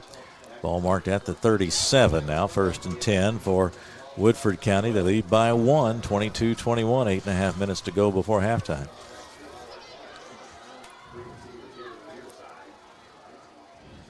Mason takes the snap and hands it off to Nelson, coming around the right side, inside the 30, down to the 20, cuts back in and gets to about the 15-yard line before being brought down by a couple of West Jessamine players. And he was off to the races there and also showing some power and got some moves as he got inside the 20. Yeah, you can see why Ball State would have loved to have him, the former commit there, but just a nice run by him here as he gets the ball, comes around from the end, gets the handoff there, gets to the outside as he gets out there, kind of picks up his blockers, turns on some speed, and then just goes and gets a big gain down to the 15-yard line. Smith is out wide right this time. Here's the snap. Nason hands it off to Smith, circling left, gets to the 20-yard line and 10-yard line and inside the 10 before he's brought down. Yeah, just a nice run there. And, I joke about it, but I've done it on the basketball court. He just kind of tripped over the line there. He didn't have anyone there, but just lost his momentum, but still got a good gain for make it second and short and about the 8-yard line, just get to the 5-yard line for a first down. So a lot of options here in the playbook for Woodford County. Yep, second and short opens things up for them, and they're trying to build on a 1-point lead. Here's the snap, and Nason keeps heading for that right side of the end zone. He's in. Touchdown. They've had great success with that fake up the middle because, West Jessamine has to cover that because they've been beaten a couple times, and he just pops it outside for the end zone. Great run by Nason. Good to see him back in there. So he takes it in, and it's now a 28-21 ball game as Woodford will decide what to do next as we got 7:33 to go before halftime, and we're seeing, as we said, a lot of balance from them, a lot of different threats. Yeah, absolutely. It's just you can't key on one guy. You just don't know who's going to get it in this offense, and this defense has not seen this before. And penalty flags fly as that was out of sync and a procedure call against the Yellow Jackets, and that two-point try will not work. Yeah, that's one of those where everyone but the center moved, and you still had the ball on the ground. So he's the one that's the important one, though. I always joke that the center can tell everyone else they were off because he didn't snap the ball. So. Yeah, it's a bad situation in college or pro when they announce that the penalty is on everyone but the center. Yeah, exactly. He held his ground, so they're going to make the two-point conversion a lot further back now. Here's the snap and the pitch. There is Taylor, but they're going to have him surrounded back near the 7-yard line. And this try will fail, and the score will remain 28-21. 7:33 left on the clock. Here's the touchdown again. Look at this, the fake. Everyone went for the fake, and then he just breaks it outside to the edge of the end zone, gets in there to take that 28-21 lead. Yeah, Nason, this quarterback for Woodford County, just a sophomore, so a bright future, it seems, in store for him. Yeah, good things to come for sure. He's doing a great job of managing the game. He's making the right calls and everything else. Pitch out on the two-point conversion that West Jessamine just had a really good job covering. Coach Marks called them over at the end of the quarter and was talking to their outside, the defensive ends. You've got to hold containment out there, especially when those guys are coming around the end for the pitch, and that's what they did that time. So he'll be pleased with them when they watch the film session tomorrow with that one. Robbie Jones and Dalton Carter back in for the Colts. Forward kicking off for Woodford.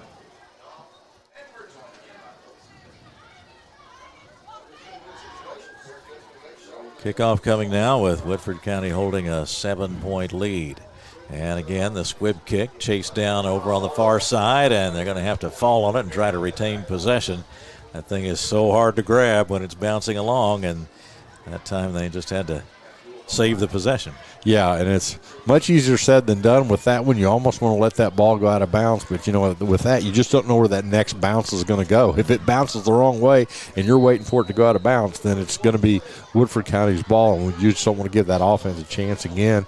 But last time West Jessamine had the ball, faked it, went up the middle, bounced all the way out for a 79-yard run. So, I think you're just going to put the ball in Jacob Jones' hands and let him do what he does. They'll be starting them at the 32 in their own territory. Jones ready to take the snap. Got wide receivers left, and here's the snap. He looks left, still looking. Now he's going to scramble to his right. Here he goes toward the sideline and then out of bounds over there near the line of scrimmage. Yeah, he ran a long way to not get a gain there, but good play out there by Preston Stacy. Held his ground and just forced him outside, out of bounds for no gain, gain him one. But with him, that's an important thing. Keep Jacob Jones to 1 yard, you've done something. 2nd and 9. We've seen what he can do, both on the ground and through the air.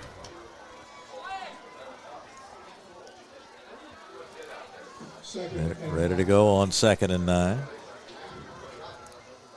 And this time he takes a step back and then starts on the run, gets up to the 35-yard line, 36, possibly 37. He has to battle for all those yards, and of course we've seen him make the long sprint too, so he's going to feel it tomorrow morning probably, but he has given a great effort for his team, and that's what they need from him. That's right. He's doing what he needs to do. Now he fires a pass out to the right, got his man at the 41-yard line. It's a big call here. Coach Marsh says he didn't hesitate at all. They're going to go for it here. Yeah, but 4th and 1. You're taking a big risk on your own side of the field, but with Jacob Jones in the backfield, I think that's a risk you're willing to take. Mm-hmm. Clock running at 6:33. 4th and 1.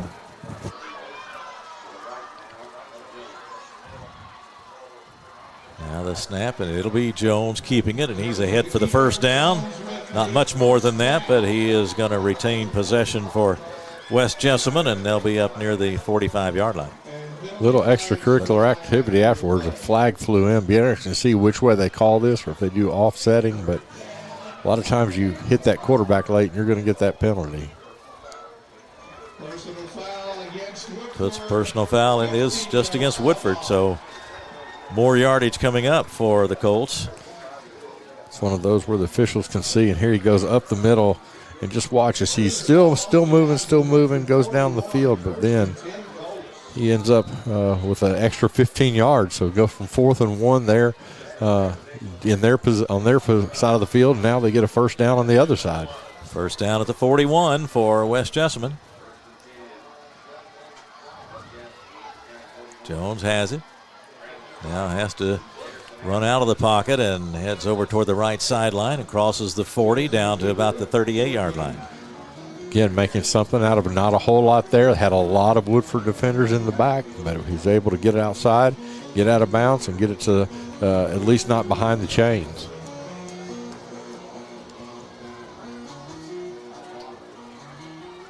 Second down and 8. Jones ready. And now fires out to the left side, and the catch is made inside the 40-yard line. That was Carter on the catch. Good defense there by DeBrenz Johnson. Did a great job there. Stayed with Carter, who's a tough kid to stay with, and then made the tackle right after the ball was caught. So no gain on the play, 3rd and 8. And we've come to a timeout. Let's take our second quarter break, and we'll do that and be right back with more Central Kentucky High School football on Glycon. If you or someone you know is having thoughts of suicide or experiencing a mental health or substance abuse crisis, 988 provides connection to free confidential support. There is hope. The Lifeline works. For 24/7 confidential support, just call, text, or chat 988. For more information, including a list of local resources, visit jessaminehealth.org/wellness. You're watching Central Kentucky High School football from Glycod.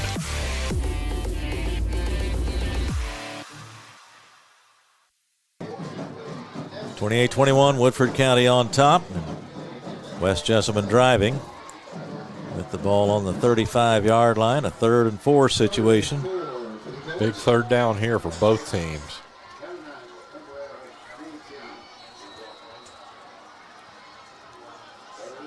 Jones waits. Now a quick look toward the sideline. Woodford County's a little confused with their coverage. Here's the snap. Jones in trouble. Scrambles out of it, though. Gets to the 35. Gets away from a man at the 30. He's at the 25. And now down inside. There's a loose ball, though, near the 20-yard line. Be interesting to see who got that ball. Great job by Woodford County as they had him held up. Just started ripping at that ball. But, boy, it looks like Jacob Jones got that ball back. Very lucky there. Very lucky. But, again, a West nice run. Yeah, retains possession. And another fine run by Jones. Got out of trouble more than once on that one, and now 1st and 10 for the Colts.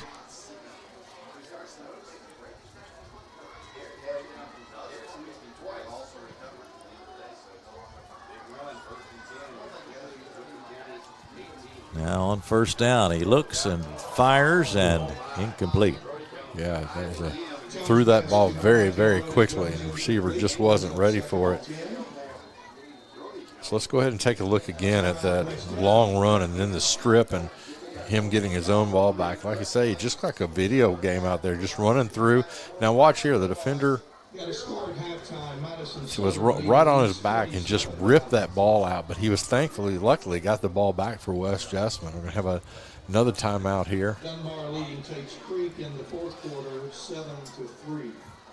That timeout comes with 5:03 to go in the second quarter. Well, it's been a good one, and we expected a good one, but we've seen a variety of plays, and as we said, the occasional mistake that you see from high school football teams, but it has been a game that these fans can enjoy. We got a real nice crowd here tonight at West Jessamine High School. Glad you've joined us on Glycott. I'm Keith Elkins, Rick Reams alongside Jackson Miller, our producer, and lots of high school football coming your way tonight and in the coming weeks on Glycott, so we hope you join us. Yeah, I think right now West Jessamine's really got the confidence factor going. You know, you come in against a team like this, you have to, it's only natural to wonder, hey, Woodford County, they're such a juggernaut. Can we hang with them? My boy, right now, you've got to be feeling really, really good about yourself. You made some mistakes to not put the points on the board, but boy, you're right in the ball game, only down one touchdown, and you're moving right now. A snap to Jones, looking, firing toward that right corner. And that one is incomplete, but there was a flag, I believe. Yeah. Called interference there. I think he just kind of came over his shoulder and just didn't give him a chance to catch that ball. And another big play for West Jessamine to get yardage there and get the ball closer to the end zone. So Dalton Carter did have an opening out there, and we've talked all night. He's tough to guard, but just got the call there and gets a first down. Now the ball marked at the 16-yard line. Aiden Nelson was on the coverage out there. And him being a receiver, I'm sure he's telling the referees that, hey, if you're going to give me that call, then give it to me when I'm on offense also. Right. So it's good for the goose, it's good for the gander.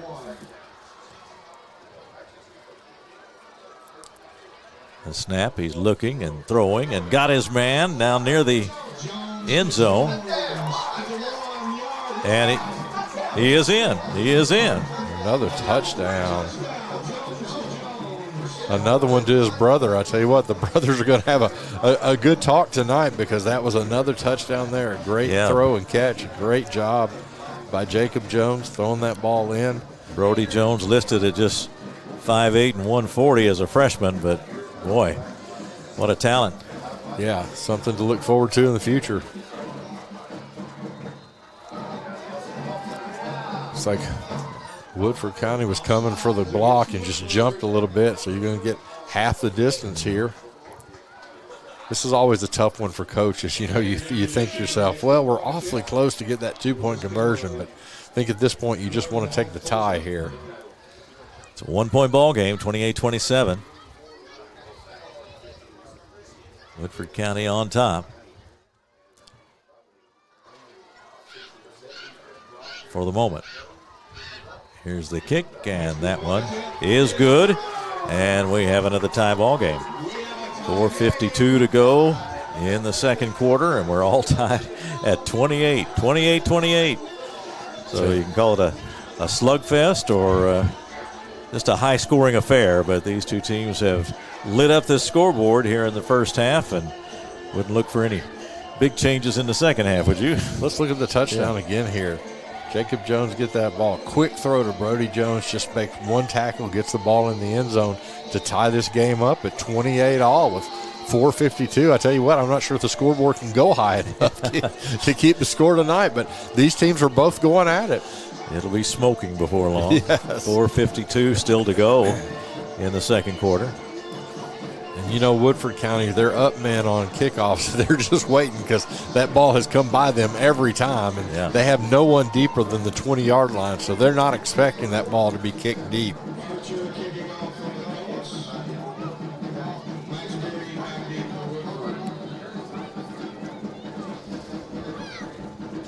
And the kick again, a low trajectory kick, fielded at the 20-yard line.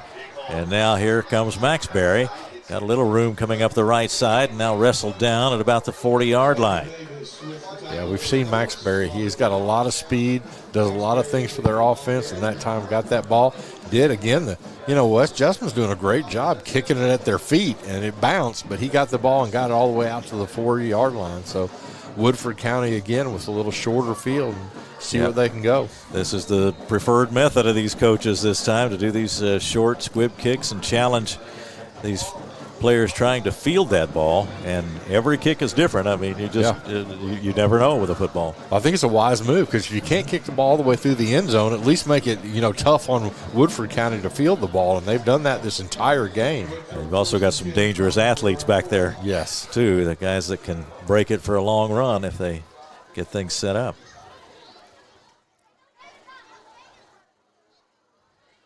Nason under center, takes the snap and hands it back behind him, and not much there. Up to the 41-yard line. Yeah, good defense there. That time Maxbury again had the ball and just didn't have much action to move there. Nope.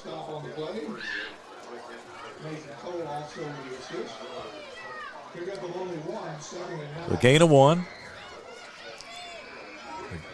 I will call it a gain of 2. 2nd and 8 from the 42. Nason back in the shotgun, which he's been off and on, but not a whole lot tonight. Snap to him. He looks and throws out wide to the left. Got his man out there up to midfield and across midfield to the 49-yard line. I think he might break that one for a long gain. Yeah, Aiden Nelson. That was Nelson, looked like he was going to go with that one. The important play on that is that first block by the other wide receiver. You've got to block that man in order to break your receiver who catches the ball. Did a good job there, but just like you said, almost broke that one. Aiden Nelson, 6'2", 185, a senior, plenty of speed.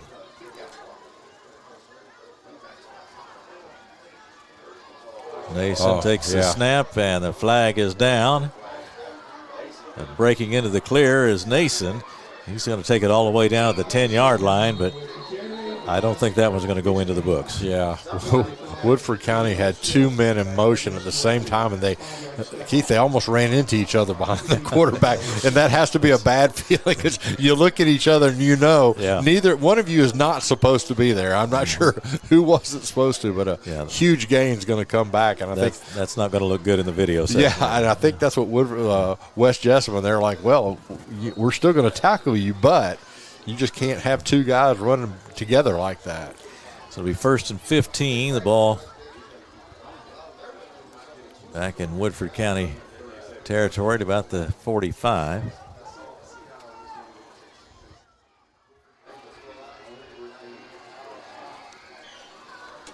Nason takes a look now, gets ready to take the snap. He fakes it, keeps it, looks downfield and throws downfield, and got his man at the 30, at the 25-yard line, and finally they swarm on him there.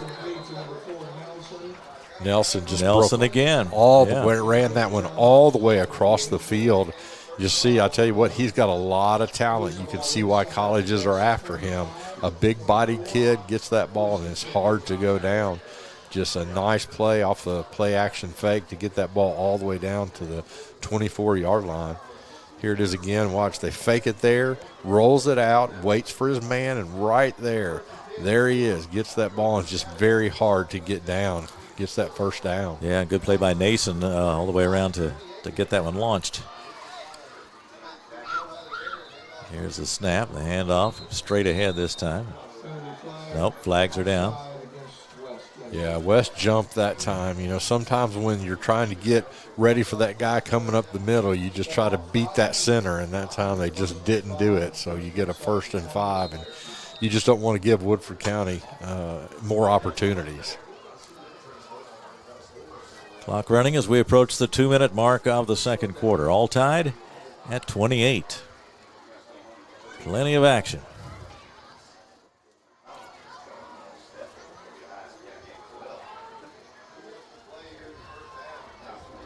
Nason steps him up.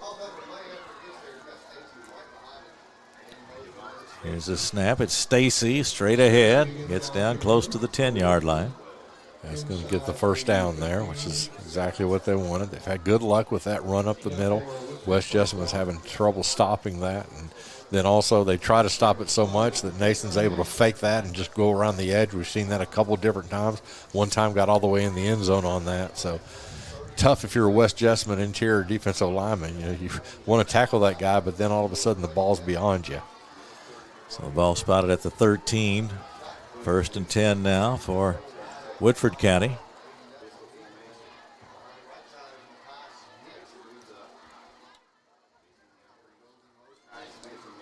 Now Mackay Smith takes the handoff going by and gets around the left end and pushes forward beyond the 10-yard line.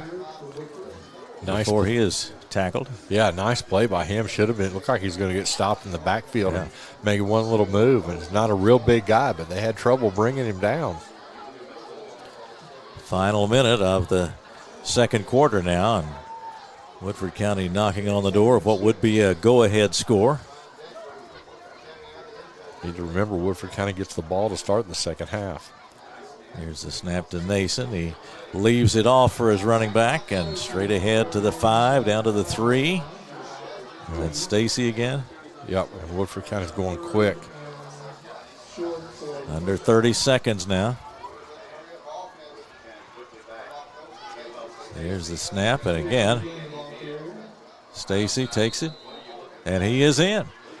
The delayed signal, but they gave the touchdown signal, and that's going to put Woodford County in front on the touchdown with 20 seconds to go in the second quarter. Just a power game right there. Yeah, that was taking a big chance. If you don't score there, you do at least they did at least have one timeout left. But boy, the officials not making that call quick can get very nerve-wracking. If you're Coach Johnson in Woodford County, just raise your hands up. Come on, the clock's moving. But they're going to go for 2-point conversion again.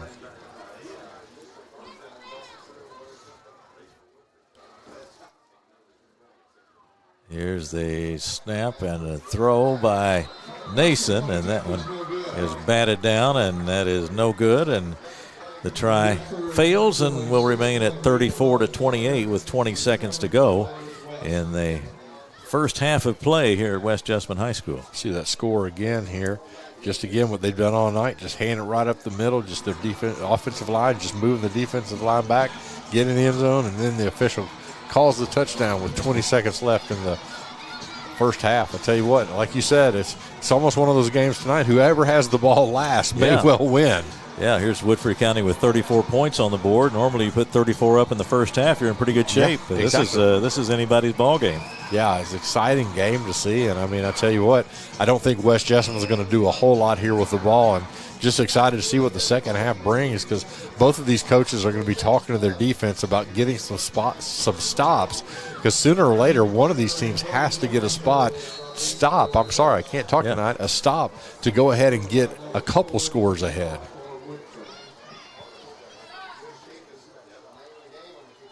Well, let's see what Ford does here. And again, the short kick. Scooped up at the 24-yard line, and they'll settle for putting it down right there. I could be wrong, but I would think if I'm West, I'm just going to take a knee and go in at halftime. But both of these coaches are go-getters, so you may well see, 20 seconds, you can get a couple long passes off during that time. Incompletion stops the clock. West Jessamine has a timeout left, so maybe they won't take a knee. They're going to go after it. And with Jacob Jones, I can't blame them if they do try to do something. They've got a very special player, and they have some other weapons as well, but he is the key to their offensive attack. Yeah, if we talked about all game tonight, you've seen a lot of Jones to Jones, brother to brother, but they are putting a defender way back here. So, yeah, they are going to take a knee, and we will watch the final seconds of the first half tick away. Well, what a first half it was. 34-28. That'll be the score at halftime, with Woodford County leading West Jessamine in battle of offenses. A lot of onside and squib kicks in the first half, and We go to halftime with the Yellow Jackets in front, 34-28, and Rick, as you said, there's been a whole lot to talk about here in the first half, and we'll get to some of that as we go through our halftime activities. Again, the score at the half is Woodford County 34, West Jessamine 28, and we'll be back after this break. You're watching Central Kentucky High School football on Glycod. Proudly based in Jessamine County, R.J. Corman Railroad Group has been serving North America's railroad industry since 1973. Find out more by visiting rjcorman.com. For high-quality railroad service, it's R.J. Corman. Hi, I'm Glenn Downs, pharmacist and owner of the Prescription Pad in Nicholasville. We are an independent community pharmacy that provides personalized service. We offer free home delivery, medication compliance packaging, compounding, and home medical equipment. Getting your medications from us means no need to wait in line or on the phone for minutes. Visit us at 465 Keene Center Drive in the Keene Shops in Nicholasville or by phone at 859-887-2841. The Prescription Pad is dedicated to your family's health. Hey folks, this is Duke Owens, General Manager here at Cartown Kia. We have new Kias arriving daily, and I have over 20 lenders that want to approve you. So come and see us here at Cartown Kia, or look us up online at cartownkiausa.com. I believe in Kentucky. I believe in Kentucky. I believe in small town values. And mom and dad and the things they handed down. I believe some of the best people in the world are farmers. I believe in insurance that protects families, homes, and cars. I believe in always finding a way to do what you love. I am Kentucky. I am Kentucky. I am Kentucky. Glycod on YouTube is Kentuckiana's fastest growing high school sports video site. When you click to subscribe, don't forget to tap the bell and be notified of our upcoming live broadcasts and other unique video content. Subscribe for free now at youtube.com/Glycod. New teen drivers are at greater risk for car crashes, particularly at night and during the first few months without adult supervision. Checkpoints is a free 1-hour educational program held monthly at the Jessamine Career and Technology Center in Nicholasville. It will help you help your teen be safer when they become a new independent driver. For more details, including program incentives and how to register, visit the Jessamine County Health Department's website at jessaminehealth.org. Tonight's halftime report is brought to you by the Jessamine County Health Department. Find out how they protect, promote, and improve the health and wellness of our community. Visit jessaminehealth.org.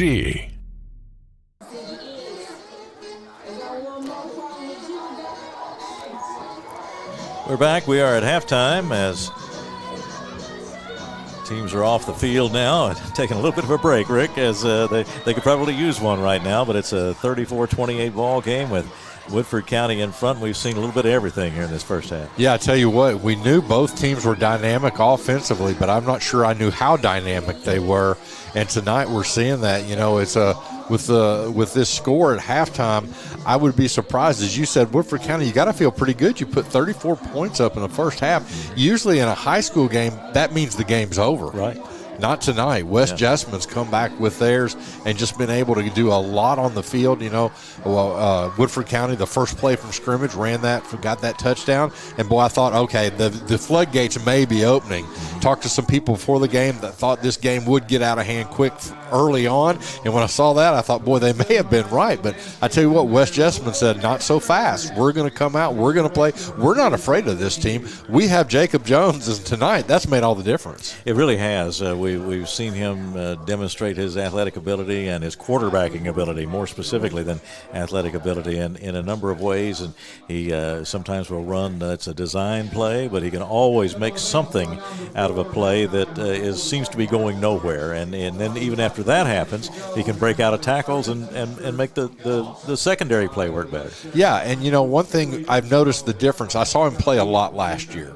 Last year he had this talent, but he didn't really have the smarts to use it. And I'm not talking about being dumb, but what I'm talking about is waiting for things. Last year, things came too fast for him. He wouldn't hang in the pocket, or if he did, he would run right up into someone and get tackled. Yeah. This year is very shifty, very tough to tackle. We saw the one long score he had hit right up the middle. We thought he was stopped. He bounced it outside, showed something I've not seen, that much speed to get to the end zone. But I tell you what, tonight he is playing so smart the way he's running his offense, and I think the coaches know that, and they're going to let him do that. Mm-hmm. Yeah, and you're talking about his development as a quarterback. We've seen it. We made the point at one juncture in the game where he carries out the fakes, and he does everything he can to throw the defense off just a step, and that's all he needs sometimes, and that's so important to be the kind of player that he is, and just adds an extra element to who he is. Yeah, exactly. And then if you look at Woodford County, they have so many options. You can't just key on one guy, and they've done it with passing, with running. You know, we've seen a lot of turnovers tonight, which surprises me. Both these teams don't really have a whole lot of turnovers, but just a very surprising performance by both teams. I think for the second half, I don't know what's going to happen. I mean, this game may end up being 72-67 or something like that. But, both coaches right now, I'm sure, are talking to their defense and saying, we've had a rough first half, but let's play the second half. As I said, someone's got to get a stop to get a bigger lead than one score, and that's going to be the problem. Yeah, so we will look for an equally exciting second half, 34-28 the score, as Woodford County is in front right now. We've got lots more to come for halftime, and we'll be right back after this break. You're watching Central Kentucky High School football on Glycod. If you or someone you know is having thoughts of suicide or experiencing a mental health or substance abuse crisis, 988 provides connection to free confidential support. There is hope. The Lifeline works. For 24/7 confidential support, just call, text, or chat 988. For more information, including a list of local resources, visit jessaminehealth.org/wellness. For any of your window, door, and siding needs, contact the team at Elite Building Products. Their factory-certified, licensed, and insured contractors have been installing energy-efficient windows and doors for over 30 years. They also offer energy tax credits and military veteran discounts. Locally owned and open weekdays at 242 Wilson Drive, just off of the 27 bypass. For a free estimate, call 859-887-2440. Elite Building Products. Donating plasma is an easy way to earn up to $600 a month as a new donor while saving lives. That's right. Every donation you make helps patients in need survive and thrive. Returning donors also see monthly bonus payouts and I Give Rewards points. Go to cslplasma.com to learn more about plasma donation. CSL Plasma. Good for you, great for life. Hi, I'm Glenn Downs, pharmacist and owner of the Prescription Pad in Nicholasville. We are an independent community pharmacy that provides personalized service. We offer free home delivery, medication compliance packaging, compounding, and home medical equipment. Getting your medications from us means no need to wait in line or on the phone for minutes. Visit us at 465 Keene Center Drive in the Keene Shops in Nicholasville or by phone at 859-887-2841. The Prescription Pad is dedicated to your family's health. You're watching Central Kentucky High School football from Glycod.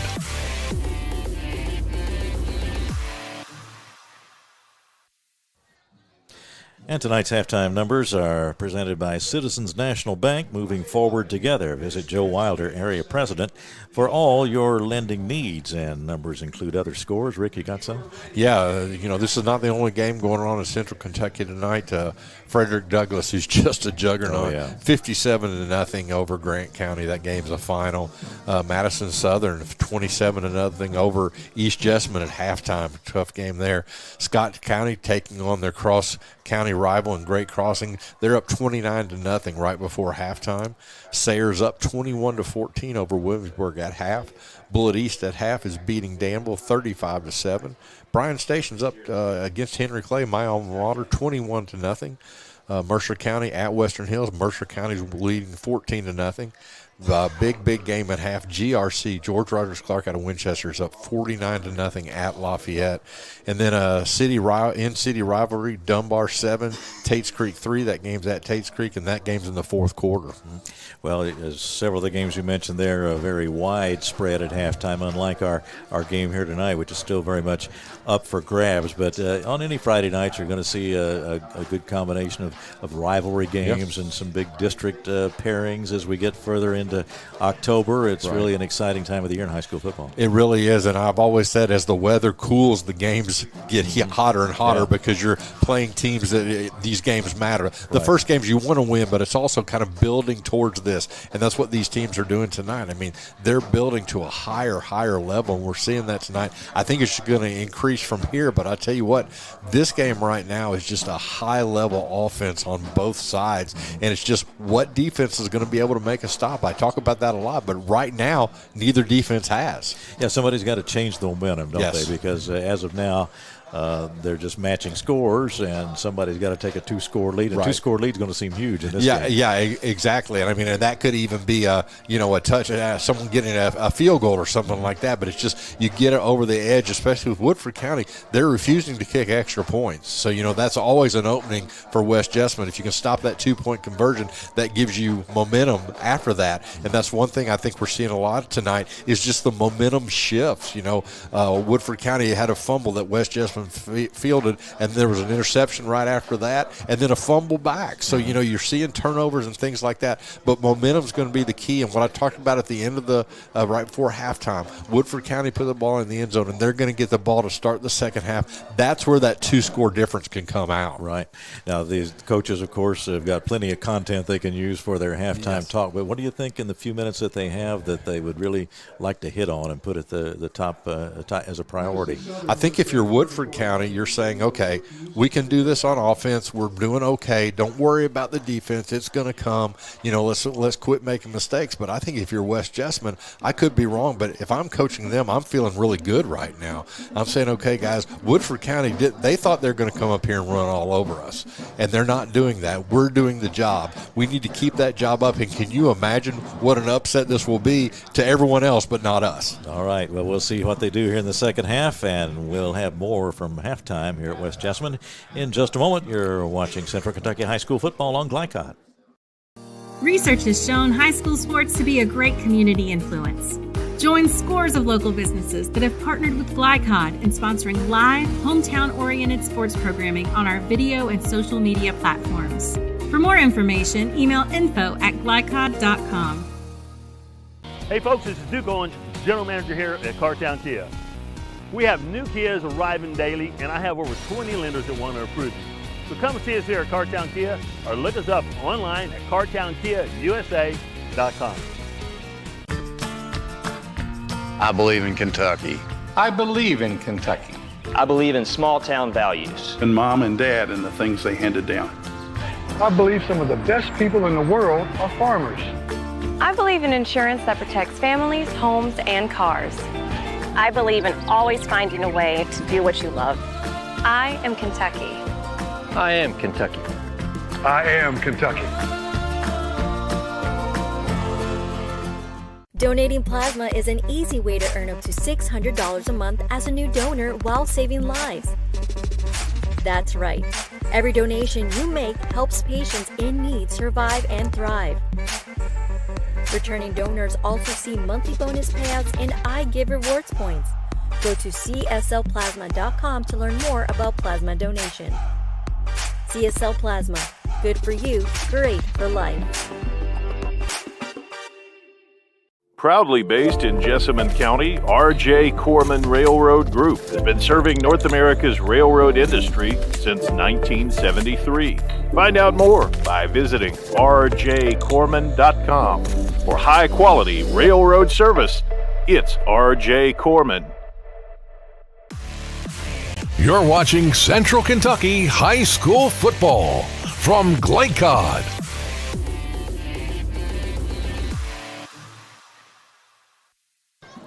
Woodford County leads at 34-28 as we get ready for the start of the second half. Tech 24 has jobs available in the fast-growing field of food service equipment repair and maintenance with openings in Lexington. Apply online at mytech24.com/careers. Back with the start of the second half in just a moment on Glycod.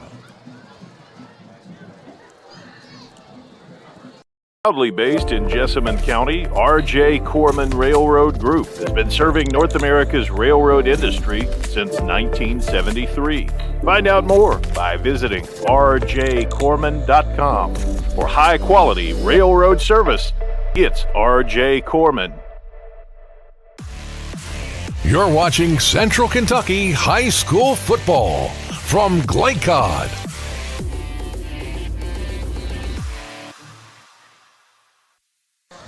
We're back at West Jessamine High School, getting ready to start the second half tonight in a high-scoring affair. Woodford County leads at 34-28 over the West Jessamine Colts as halftime activities continue.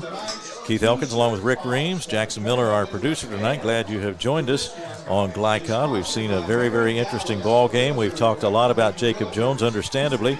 Want to give a quick mention to Andrew Nason, the Woodford County quarterback, just a sophomore, showing some good leadership out there and some poise, and that's so important at the quarterback position. Yeah, I tell you what, I've been really impressed with him. You know, Jacob Jones being a senior, we talked about his experience, but you go to the other side, and he's just done a great job of kind of controlling. You know, with this offense, he has to make a lot of decisions. That is, to pull that ball in, to make the pitch on the outside, to make that throw. They're putting a whole lot on him, and to be a sophomore, I'm very, very impressed with how well he's playing. And I tell you what, right now he's doing just a yeoman's job of getting them on the board, getting them in the position that they need to be. And I think for Andrew Nathan, they've got to be pleased. And the thing I like about him, he took that big hit, was off for one play.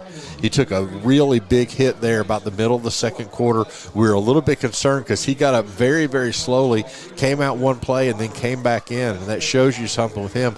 But I've been impressed with him, and they just have all kinds of options on that offense. But people take it for granted. The hardest thing sometimes is to get the ball to those guys, and that's his job. And then he's made some fakes and had some long runs himself. Yes, he has, and made some nice throws as well. So a fine showing by the Woodford County sophomore quarterback. And it's not often that a team with state title aspirations and serious state title aspirations, they were in the semifinals last year, has a sophomore at quarterback. So it's a difficult position, obviously, to play, and with a key one on the field, and he's done very well as a sophomore. Now, he does have some other good athletes around him, but as you say, somebody's got to be the trigger. Somebody's got to get that ball to them. We saw the problems with the West Jessamine offense early with the snaps. That seems to have settled down a little bit. Yeah, and that's one thing that you got to talk about. You know, it's kind of a tricky substance. You don't want to get that in your center's mind. Right. You know, but you also want to say, let's get it fixed, and don't worry about that one snap. We're going to make up from that. But that was a huge play. Third down about the half-yard line.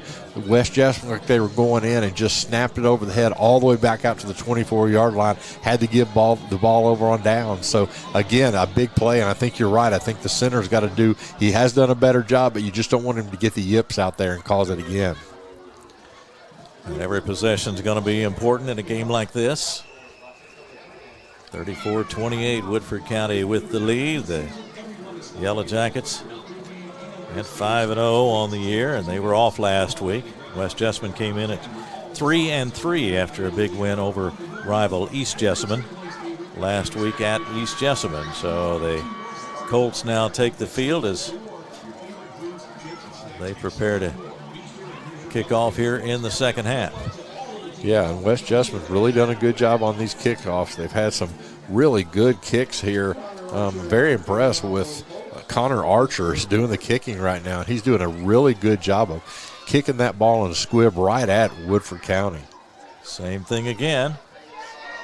And this time they were able to jump on it pretty quickly. Jamari Alexander, 6 foot, 190-pound senior, able to jump on that one. So no weird bounces that time, which is fairly unusual. And it'll be a good start, good field position for Woodford County to start the second half, and they lead by 6. Yeah, you think you want to not only have your good hands team up there, but you want to have your experienced seniors up there because, you know, they're not going to take a chance and have that ball squirt out on them. I mean, it can happen to anyone. But he did the right thing, just fell on it and give your offense just great field position to start this second half. Here comes the offensive unit for Woodford County, and they'll get it started from the 43-yard line in their own territory. The handoff straight ahead. Looks like Maxbury carrying that one.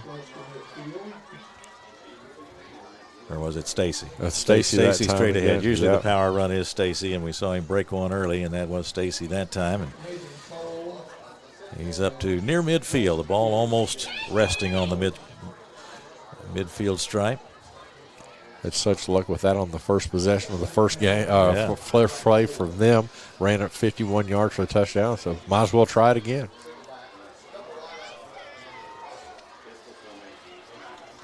Nason deep to take the snap and immediately cranks up, fires out to the left side, got his man out there who avoids a tackler. Down the sideline he goes, down to the 33-yard line. A quick strike for Woodford County. Yeah, I tell you what, Aiden Nelson, he's the real deal. Again, got that flanker screen, got one block, broke it outside, and had a nice gain. I tell you what, he's really an impressive receiver. He was tackled at the 34, 1st and 10 for the Yellow Jackets.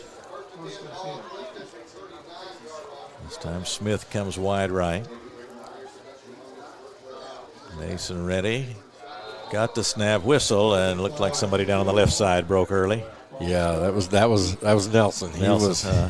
He was a little excited on that one. A little too fast that time. Yeah, points at his chest, says my bad. So just a tough play there, but puts you a little bit behind the sticks. But I always figure at least that happened on a first down, so you have longer to make up for that.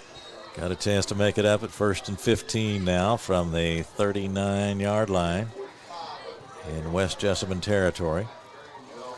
And they give straight ahead. Stacy again across the 35. I'll tell you what, I'm glad Stacy likes to run up the middle because what he does, he has a bunch of people on his back, but he does a great job not going down on first contact.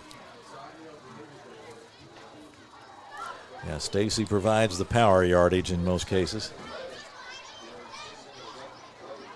So again, it's Nelson out to the left and Smith out to the right. Plenty of speed there. Here's Nason throwing to Smith. He's got it, and he's across the 30 to the 25, down to the 20. Stiff arm into the 10 and down toward the end zone. Did he get in? Yes, he did. Nice play, and I'll tell you what, you want to give Kenyon Maxbury there, who's had a lot of play tonight, but he had a block on the outside that sprung him, and just a great job to give himself up and let that go out to all the way outside, and as you said, all the way down the sidelines. A lot of speed, stiff arm, and then got into the end zone. So the play to Mackay Smith, a touchdown for Woodford County, and they are now up by a score of 40-28, and they have struck first here in the second half, and there's that two-score margin that we were talking about. Let's see if they can add to it. I'm going to go for two here, see if they can get up a full 14 points there, 2 touchdowns. Carrying is Nason, I believe, kept it, and they are swarming him, so that will not be a successful try, and the score will remain 40-28 as Woodford County is in front now, and we'll take a break and be back in 30 seconds. You're watching Central Kentucky High School football on Glycon. Folks, this is Duke Owens, General Manager here at Cartown Kia. We have new Kias arriving daily, and I have over 20 lenders that want to approve you. So come and see us here at Cartown Kia or look us up online at cartownkiausa.com. You're watching Central Kentucky High School football from Glycod.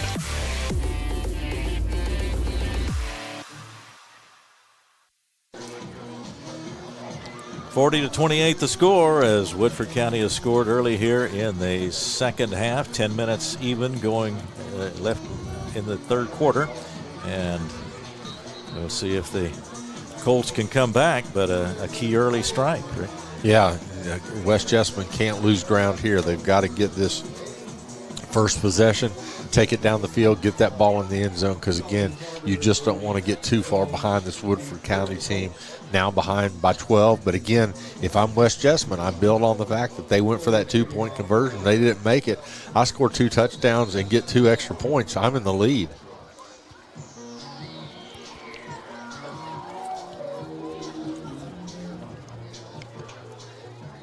Waiting for the kickoff from Ford, approaches the ball, and again it's a squib kick on the ground toward the sideline and brought in over there at about the 33. That's where West Jessamine will start, and that's just going to be the kind of kickoffs we're going to see tonight for the most part. Yeah, I think you're right. It's kind of interesting that at the first of the game, it was Sawyer Ford that was kicking off. He's kicking the ball in the end zone. Now they've changed swords, and they have the other one, and he's doing the squib kick every time. So I'm not sure if that's on purpose or if they've had an injury or exactly what's going on. But they haven't gone back to an extra point also.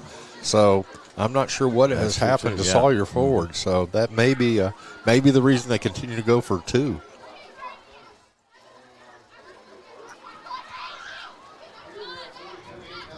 Jones has it and fires out to the left side, overshoots his receiver. It was Gabriel Smith. At that time, sometimes when you don't get your feet squared, that ball tends to fly on you, and that's what that one did. It was a long throw across the field, just too high there, just couldn't bring it in. Yeah, he wasn't on target there, but he makes that throw so easily, doesn't he? Absolutely. Compared to a lot of high school quarterbacks who would have to just really crank up to get it out there. Yeah, he looks much more like a college quarterback than what you see in high school. Jones looking to throw. Now he does over the toward the right sideline, and it is incomplete. Boy, he knows. He's frustrated with himself because that hitch move had the receiver wide open, and he just overthrew him. And, boy, when he threw that, Jacob Jones started jumping up and down because he knew he had overthrown the receiver who would have walked into the end zone. Yeah, that was, I believe, Carter over there, and plenty of speed for him. And Jones had him out there, just couldn't deliver at that time. And like you talk about that speed, it takes a lot to throw the ball past him, but, boy, that time he did. So 3rd and 10 now from the 34-yard line. West Jessamine in its own territory, trailing now by 12. Jones ready to throw, and he does. Down the right side again. Just a step or two out in front of his man. And the ball will go over to Woodford County, or will after 4th down play here, although we'll see what they do. Nothing's been very conventional as far as strategy in this game. Yeah, I think this one's going to be where they're going to have to go ahead and kick that ball away, but that's the stop we talked about. This could we talked about a 2-score lead. Woodford County gets this ball in, you're looking at a 3-score lead, and boy, when you're having to do that, it's a tough comeback, but we've seen West Jessamine score all night, so I wouldn't say it's insurmountable, and their defense can get a stop here. Set for the punt. A little bit of a high snap, but he's going to get it away without any trouble. Booms that one out of there. It'll be taken at the 40-yard line. That is Nelson, and Nelson doesn't get very far. Before the 30, and now he's breaking away. That's a picked up fumble? On the, picked up on the advancement of the fumble. Yeah, the ball popped loose. I thought I heard a whistle blow way back here. Yeah, now one official is still back here, but I think he's going to mark it, which I think, no. He's walking up the field. I tell you what, if looks like that's if you had a challenge flag in high school football, I would sure throw that one because I sure thought. Let's go ahead and let's take a look at that replay.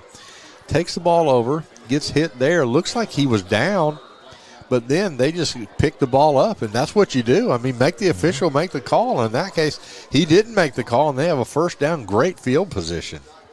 Woodford County in business. Here is Nason standing in that pocket, now throwing toward the end zone. A leaping effort, and it is a touchdown.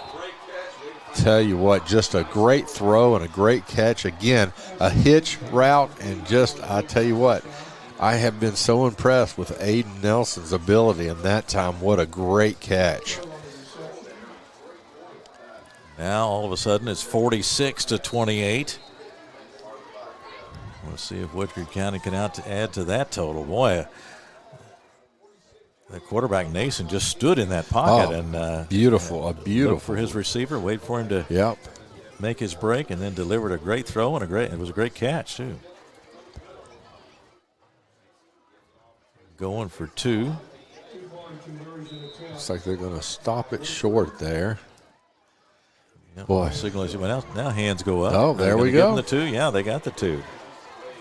So I think it was Stacy that took it in. Yeah, 20-point lead. 20-point lead with 9:19 to go in the third quarter, and a quick turn of events, and suddenly we are bordering on a rout here for Woodford County. Woodford County a power in the 5A, but West Jessamine had stayed right with them through halftime. We had a 34-28 game at halftime, but 2 quick scores by the Yellow Jackets here in the early part of the third quarter, and this one's beginning to open up a little bit.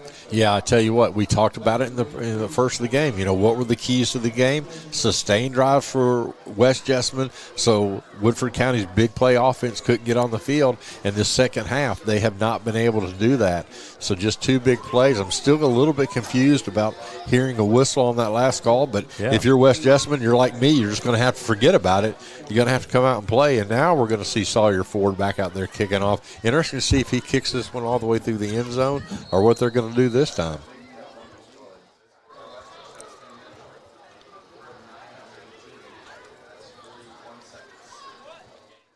So he approaches, and this one is going high and deep. Jones has it now he's coming up to the 15 and gets to the 20 and then ridden out of bounds. Brody Jones on the return, and it looked like that was Sturgis on the tackle for Woodford County. And now this offense is really facing a challenge with a 20-point deficit. You know, we've talked a lot about big possessions, but this is probably the biggest possession of the night here. I'd just be surprised again if West Jessamine comes out and tries 3 straight throws. I think that just kind of takes you out of what you're good at doing. At least give Jacob Jones the option to run to get some yardage for you. Mm-hmm. Here's the snap to him. He fakes the handoff, now throws long, got a man out there, and the catch is made, and that's going to be a touchdown. Keith, just like I said, throw it long. Yeah, that's right. Put it out there. I'll tell you what, though. You know, we talked about in the last possession, they had that twice. So they went back to it. They've seen something that they just can't cover him. And that time Carter ran under the ball. I tell you what, I thought it was going to be over him again, but a great run by him, just so fast to get to that ball. Yeah, he really turned on the jets to get to that ball. It did look like it was going to sail over him.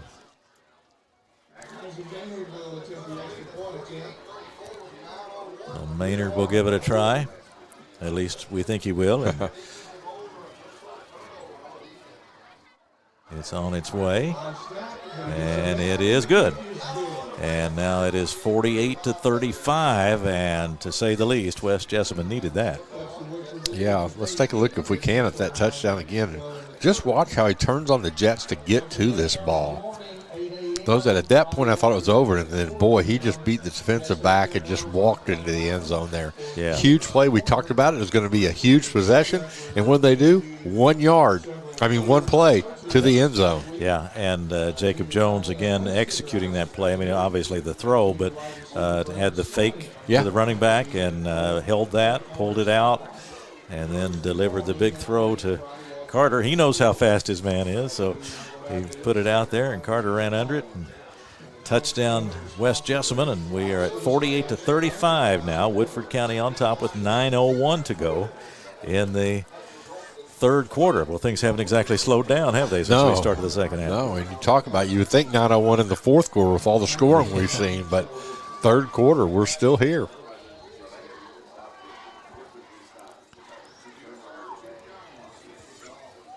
Again, the short kick. This time he's able to field it cleanly and breaks through. That is Taylor, and he is brought down from behind as he crosses the 50-yard line and off to the 48 in West Jessamine territory. That's, of course, the other side of the short kick like that. If you get a good clean bounce, you're already way upfield and you got some momentum when you pick up the football.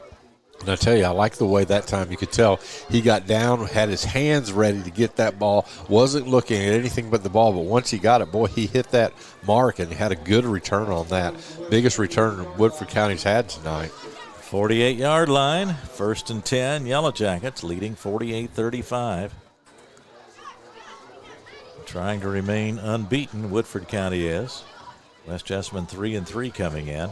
Here's Nason looking, has some time, throws out toward the left side, and that one is caught by Maxberry. They didn't quite wrestle him down, but got the whistle, and he'll be stopped at the 45. Nason, again, did a great job of standing in the pocket, had the pressure, felt it coming, but made the nice pass. Got a good arm down there. I mean, he throws that ball straight and hard and gets it right to the guy real quickly, which is so important not to float that ball at all.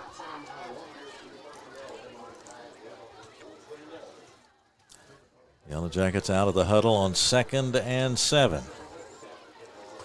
That is Smith coming wide right, and Maxberry in a slot. Here's Nason looking, now throwing long this time. Maxberry juggles it, can't quite get it. Had a hand in his face. Couldn't quite bring it in. Good defense, but a good throw as well, and just couldn't quite complete the connection that time. Yeah, Maxberry was lucky. He pushed the defender off to try to get to the ball. I thought they may call offensive interference, but again, good play by West Jessamine to stop that, to get a 3rd and long, which we haven't seen much tonight. We have not seen much of that. 3rd and 7. This would be a huge stop for West Jessamine as we play at the 8:04 mark in the 3rd quarter. Now here's a fake to Stacy. Nason takes off around left end, and he is going to score. That'll be a 44-yard touchdown run for the Woodford County quarterback. He faked that handoff into the middle, pulled it back, and then showed us some speed, Rick. I tell you what, we talked about that all night. He's making the right decisions. He has the ball in Stacy's chest, in his stomach, and then pulls it, was able to move outside and just, like you said, use those jets to get to the end zone. Well, just like that, it's 54-35.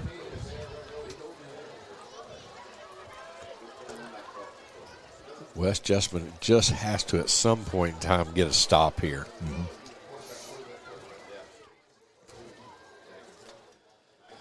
Nason under center, turns, and Levy handed it to Stacy. A big crowd of players going across the goal line, and so that one will be good.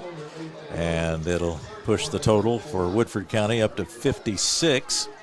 56-35.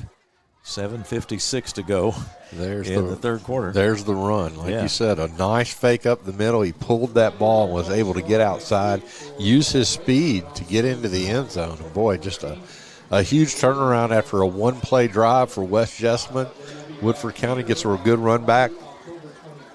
Here's that 2-point conversion, as you said.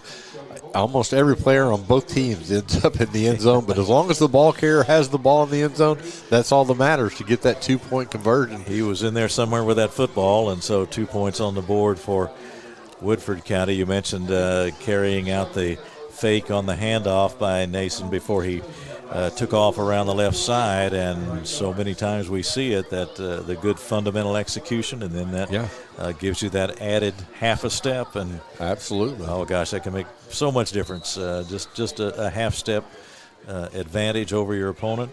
You can break a long one that way, and Nason really showed us some speed there too. Absolutely. Now a short kick again. This one up in the air, but that one goes out of bounds, so flags come out.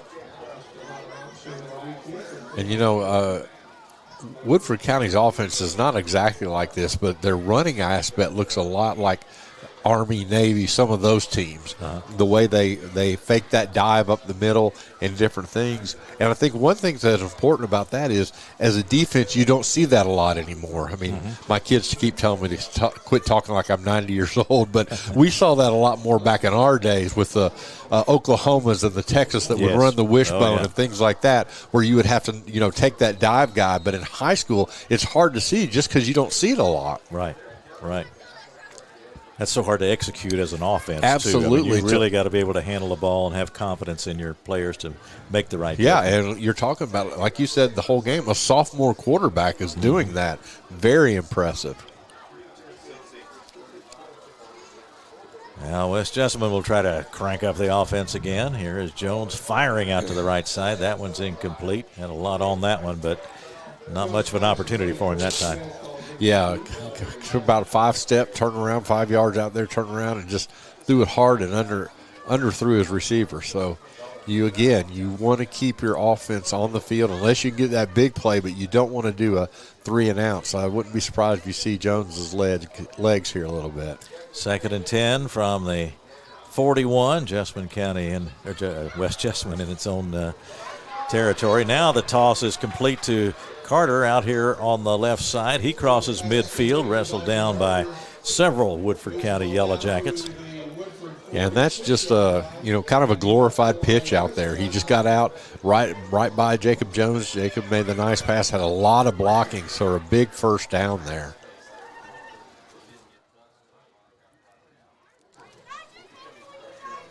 Clock running, approaching the 7.5-minute mark in the third quarter.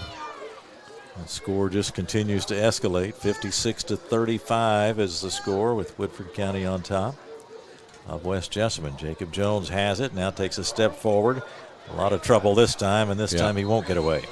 Wrestled down at the 50. Yeah, that was a smart play there by Woodford County. Just looks like Grant Garrison. What he did is he reached out and he got hold of Jacob Jones and wouldn't let him go. Other times they kind of brushed off his shoulder pad or something, but that time held on, got him down for a big loss there. So really the first time they've been able to get a sack on Jacob Jones tonight. Grant Garrison, 5'10", and 220, a senior. And Dennis Johnson does have some big people over there. Yes, he does. He got some big and guys. He's not a big boy. He's not a small boy himself, and never was. Right. No, that's for sure. Now a whistle and a timeout for West Jessamine. That comes with 6:30 to go in the third quarter, 56-35. Woodford County on top, and well, we said at halftime we've seen a little bit of everything, and we've seen a little more of everything. Yeah, absolutely. I mean, everything has just continued on. We talked about if Woodford County could get that 2-score lead with the first drive of the second half, and they did that. West Jessamine then came out with that big, long throw. But again, we're saying this a lot, but I think this is another important series for West Jessamine because you want to get something on the board. You don't want to get further and further and further behind because although there's still 6 minutes and 30 seconds left in the third quarter, there's going to come a time where Woodford County is going to slow this game down a little bit and try to, milk that clock a little bit. And if you're West Jessamine, you want to be in striking distance so they can't do that. For Woodford County, you feel a lot better about leading by 21, but on the other hand, a 21-point lead in this game doesn't feel very secure. So far tonight, it hasn't made much of a difference, but this is a big lead for them. Yes, no question. Here's the West Jessamine Colts on offense now. And Jones rolls right, still looking, and throws, and got his man at the 47, 48-yard line in Woodford territory. Yeah, he just waited out there, waited, got the ball, got back to the original line of scrimmage, but it's going to be a 3rd and long, a very important play. Brady Swaim out there made the reception, but again, didn't have a whole lot of yardage there, but he was the last safety valve.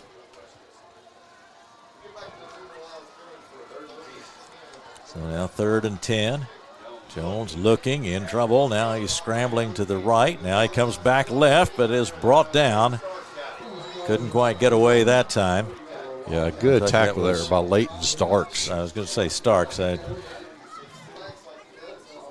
He stayed with it that time, and you have to do that with Jacob Jones doing the running. Yeah, and the key with that, tackle him on his legs, and that's what he was able to do. But 4th and long, but, West Jessamine doesn't have much choice right here. A punt's not going to do you much good. So you're going to try this one, and I think this one you're going to see maybe that little hitch and go they've had good luck with. But right now your offensive line has to protect Jacob Jones better than they have in the second half. Fourth down play, he rolls left. They're after him. Now he's going to have to run with it. Goes back to the right. He's found some room out there. Across the 50, and then a nice open field tackle brings him down at about the 47, 48-yard line. Boy, I tell you what, when he broke that out, I thought he did have a track out there, but a nice, like you said, an open field tackle on a tough kid to tackle. Great job by Woodford County there. Looked like he was on his way for a big gain. Let's take a look here. Going to roll it around, goes outside, and right here he gets a block right there that I thought was going to spring him all the way outside, but a nice diving grab by Woodford County, or he had some green field in front of him. But turnover on downs. Now Woodford County, boy, they can get it down the field and go up 28. That's tough. Starting field position at their own 47. Now they're after Nason. Now it's a loose ball, and the Colts may have gotten it right back. A big hit there. That was a great sack there for West Jessamine. Yeah. Let's see. That's going to be Chase Dolan, number 21.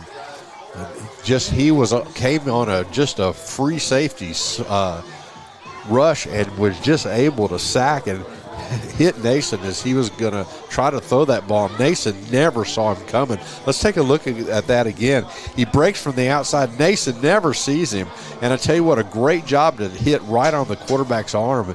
And it went down on the field. And I tell you what, you give the ball over on the fourth down, and then all of a sudden you get the ball back on the first play. Just a huge play for West Jessamine's defense is exactly what they needed. They really needed it, and for Woodford County, of course, you had a chance to really take command there, but now here's West Jessamine with the offense on the field again. Here's Jones, straight ahead, not much there for him, brought down by a host of Yellow Jackets at the 35.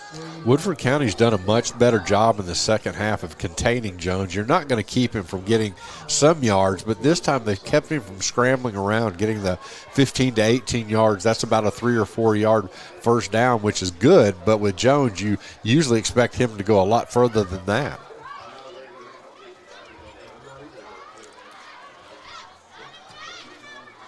Second and 8. He's got a little bit of time. Looks, throws long toward the left corner of the end zone. Too long. Incomplete. Yeah, he had him out there again. That little hitch really is fooling Woodford County, and just had Jude Collier out there, but just overthrew him. So tough play, but that's it's again something you keep in the back of your mind that is open. It's been open all night. 2 of those throws have gone too far, but one of them was a wide open touchdown. So I think you're going to see him go to that. But again, you've got a very important third down, but you're in 2-down territory here.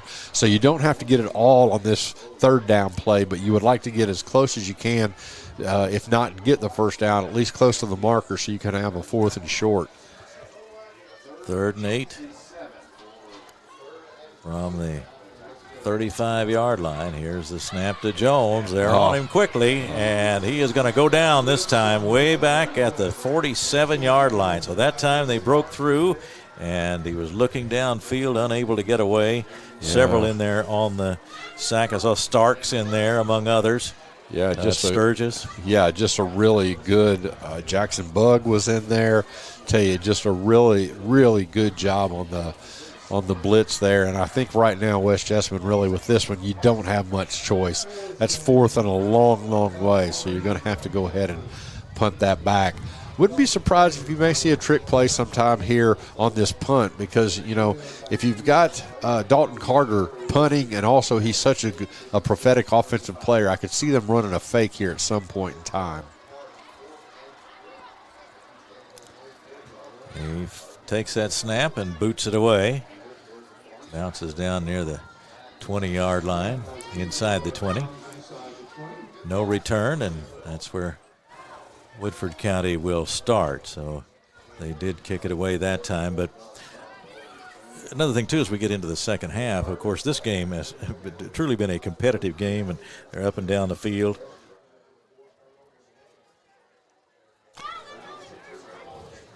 We're going to take a break real quick. We'll be right back after this 30-second break. Hi, I'm Glenn Downs, pharmacist and owner of the Prescription Pad in Nicholasville. We are an independent community pharmacy that provides personalized service. We offer free home delivery, medication compliance packaging, compounding, and home medical equipment. Getting your medications from us means no need to wait in line or on the phone for minutes. Visit us at 465 Keene Center Drive in the Keene Shops in Nicholasville or by phone at 859-887-2841. The prescription pad is dedicated to your family's health. You're watching Central Kentucky High School Football from Glycod.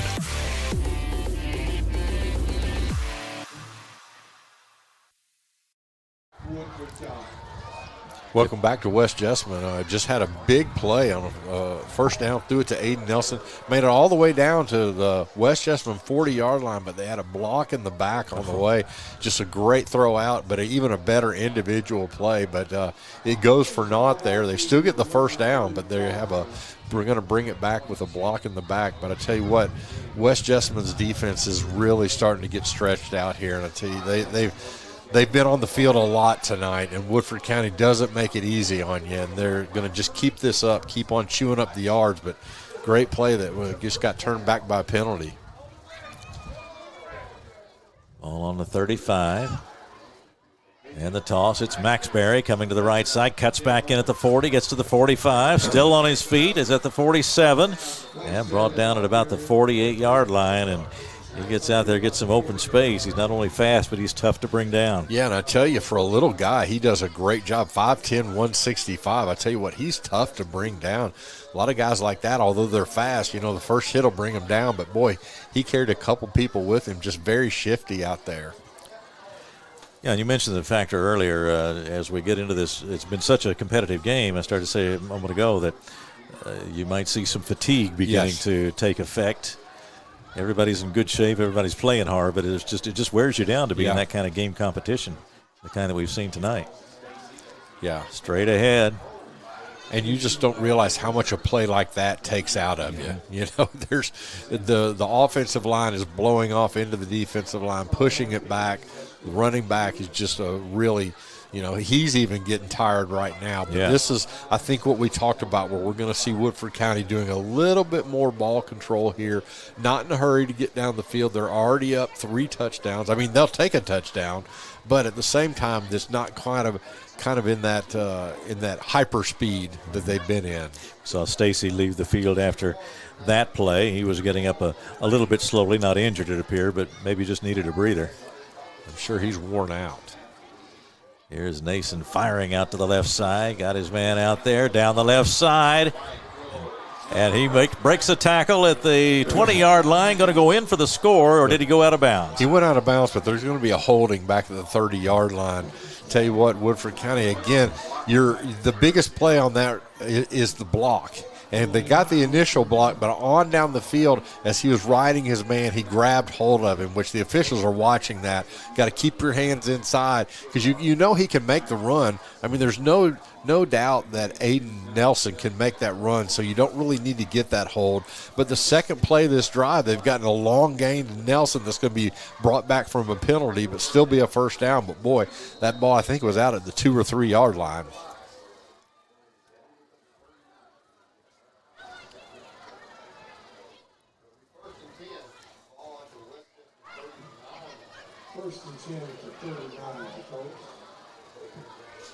West Jessamine trying to hold on defensively here, trailing by 21 now.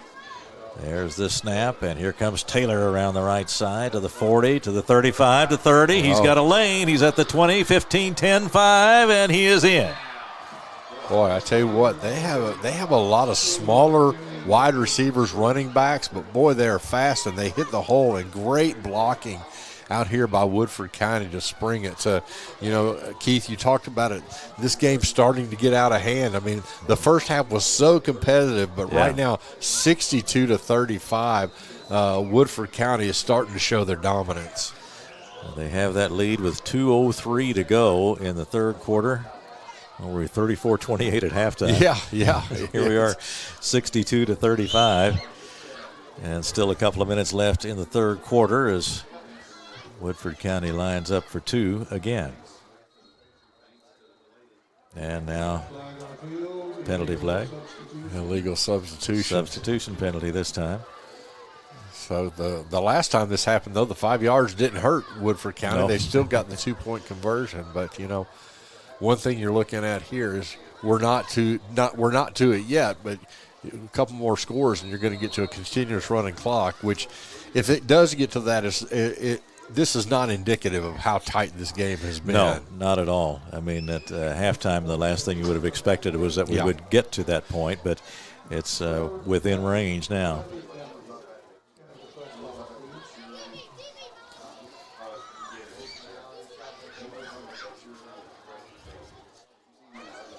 Mason takes the snap, floats it for the corner of the end zone. A leaping try out there, and it's caught, and that will be 2 more points for Woodford County.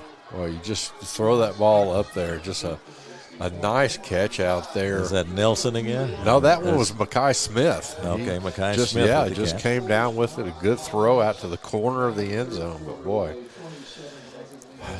tell you what, it's just this game has kind of definitely changed focus with the 64-35 lead for the visitors from Woodford County. Yeah, 2:03 to go in the third quarter. Here's that conversion again. He just throws it up, lets his man go out there and get it, and there's Mekhi Smith. Just makes a good catch to get that 2-point conversion. But, boy, we talked about it all night. I tell you what, this has been a tough one for Woodford County. What? Oh. Yeah, so on that one, you had Jacob Jones on the coverage back there. And, you know, we talked about that. This is something that Jacob Jones is not going to be doing in college, is playing both ways. Mm-hmm. You just don't – and, you know, at this point in time, what you don't want to see happen with this game getting out of hand, you don't want to get any kind of injury. And that's one thing, especially with Jacob Jones. You got some big games coming up. I'm not saying he shouldn't play. I'm just saying you got to be careful with that at this point in time. But West Jessamine just got to – be really, really disappointed with what a great first half they played.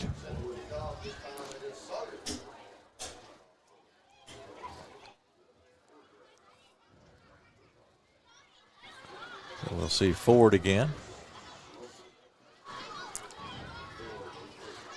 And the kick high and deep.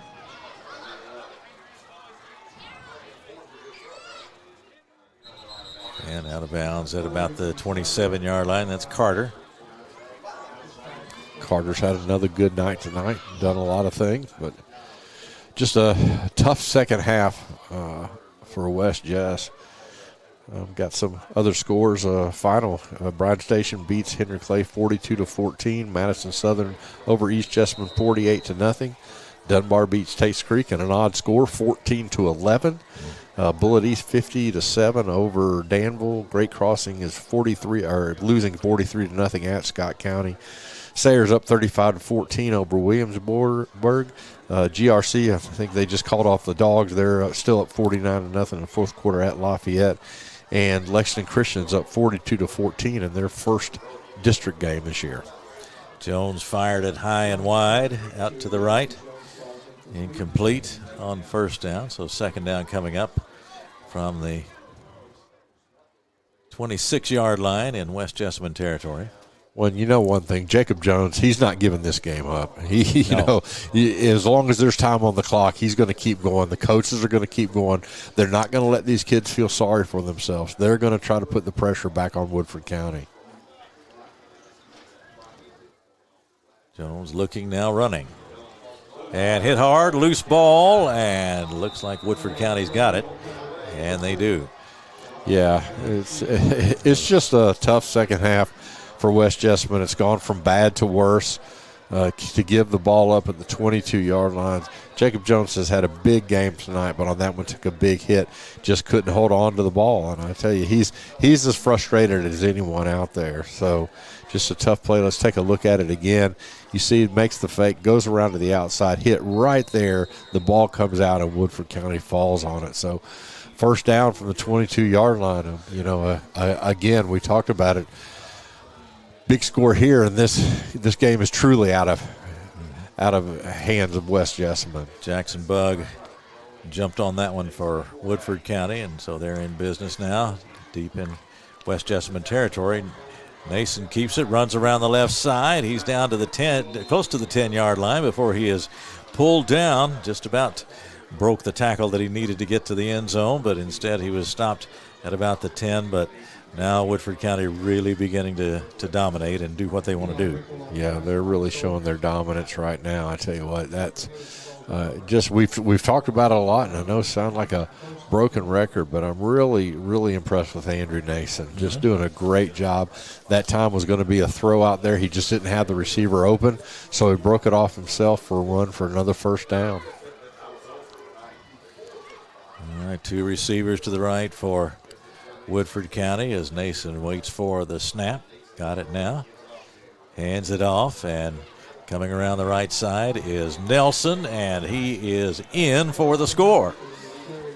Yeah, that's, he's, again, we talked about it, just a great athlete, gets that end around, makes one cut, gets into the end zone. And this game has definitely gotten out of hand with a 35-point lead right now. And what a third quarter for Woodford County. That's, 36 points so far in the third quarter with a minute to go, and there you see Nelson run outside here, makes one cut, and then just goes into the end zone very easily there for the touchdown to give them, at this point, as you said, Keith, a 70-35 lead. 70-35 is the score. We have a quarter of football left.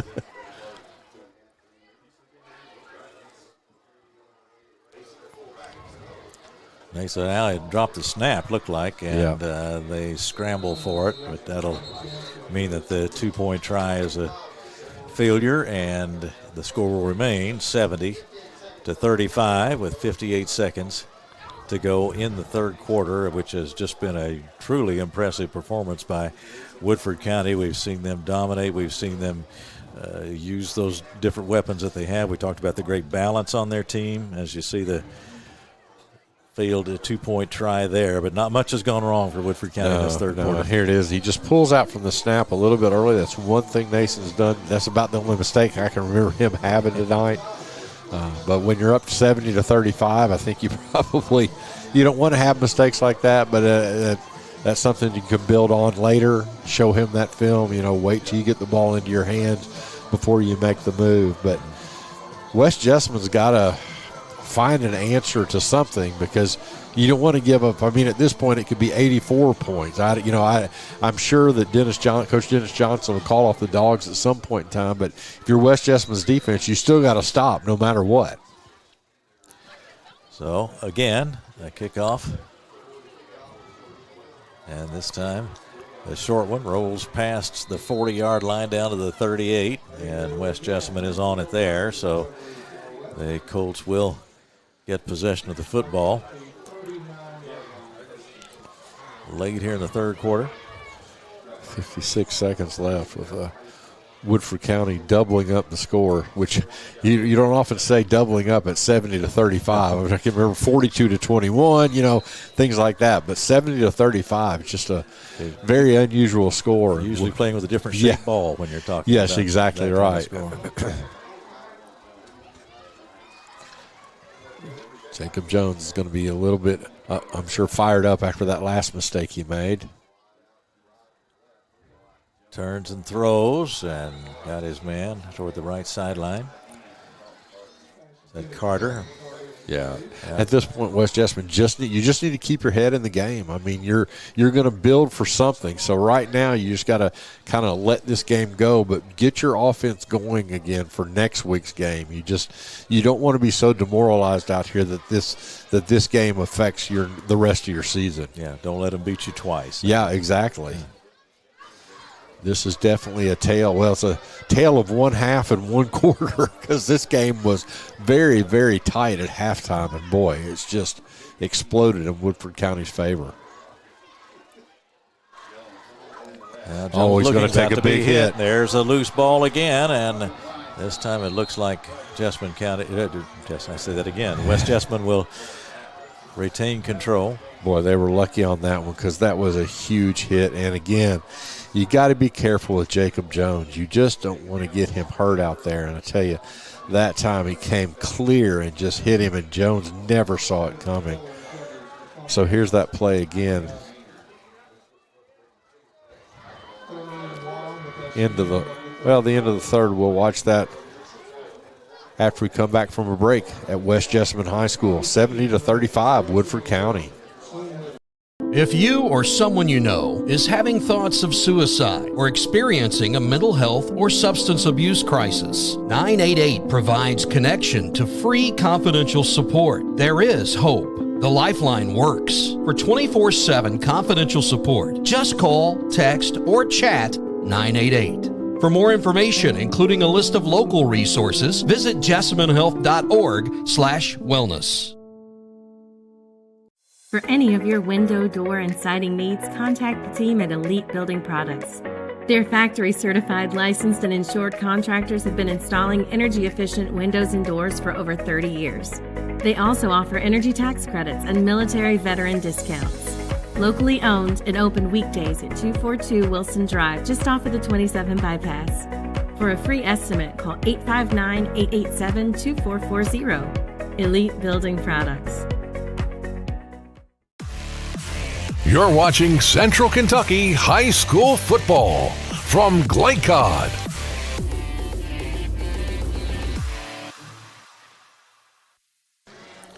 Welcome back for the fourth quarter at West Jessamine High School. Keith Elkins along with Rick Reams. Jackson Miller, our producer tonight, bringing you all the action. And, Rick, there's been a lot of action. Yeah, I tell you what, you hit it right on the nose. Woodford County was just a impressive third quarter just to put this game, I mean, way out of reach at this point.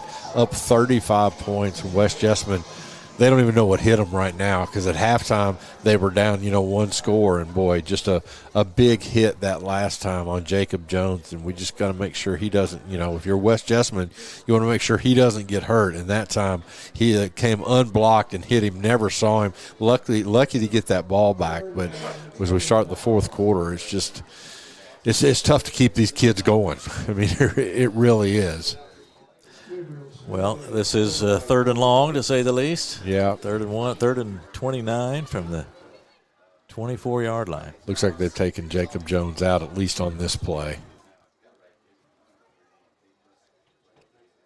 Here's a snap and a handoff. And he is stopped for no gain. You got a hurt player for... Well, I talked about cramping maybe too early. Looks like West Jessamine has a player cramping. That third quarter was a long quarter, so I could understand how that might come to that.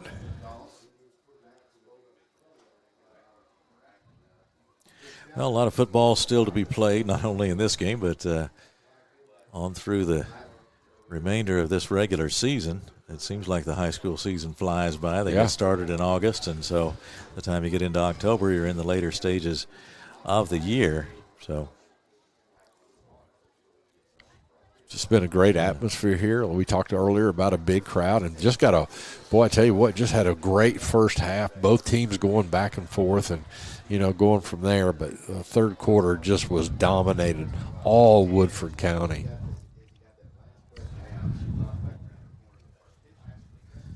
Well, we can see why this team has such high aspirations this year. Yeah. They came off a state 5A semifinal appearance last season, off to an undefeated start this year. Looked like that was Grant Campbell for West Jessamine who had the cramps. He's walking back off the field. Looks like he's fine over here on the sideline. Okay. Just don't want to get anyone hurt tonight. No. That time he's walking right down here in front of us. Looks like he's okay. Just leg cramped up on him. Had been a long night for West Jessamine. Well, there's the punt. That's going to bounce short to about the 40 to the 42, 43-yard line. It'll be down right there. So excellent field position for Woodford County as we are now coming up on the 11-minute mark in the ball game.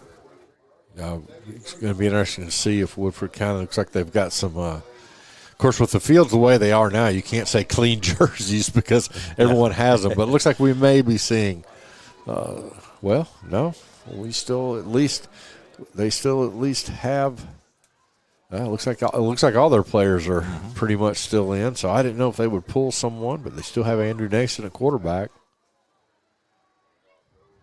And he keeps it, heads around the right side, and he is quick with that football once he takes off, and he's down inside the 35 to about the 33-yard line. So pretty close to a first down. Yeah, big gainer there. You can tell West Jessamine's defense very, very tired, hanging their heads a little bit, which you don't. I can't blame them. They have had a long, long night, even when this game was close in the first half. They've just had trouble stopping Woodford County at all. 2nd and 1.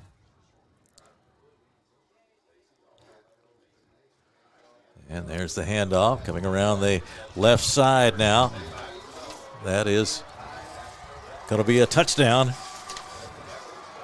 Yeah, Wyatt Crow. Wyatt Crow got in there, yeah. Number 8 in white for Woodford County. Wyatt Crow, a 5'10", 165-pound, another sophomore. And he scores a touchdown. That'll make it 76-35, and the clock will run. Yeah, so that was another big play. Here it is.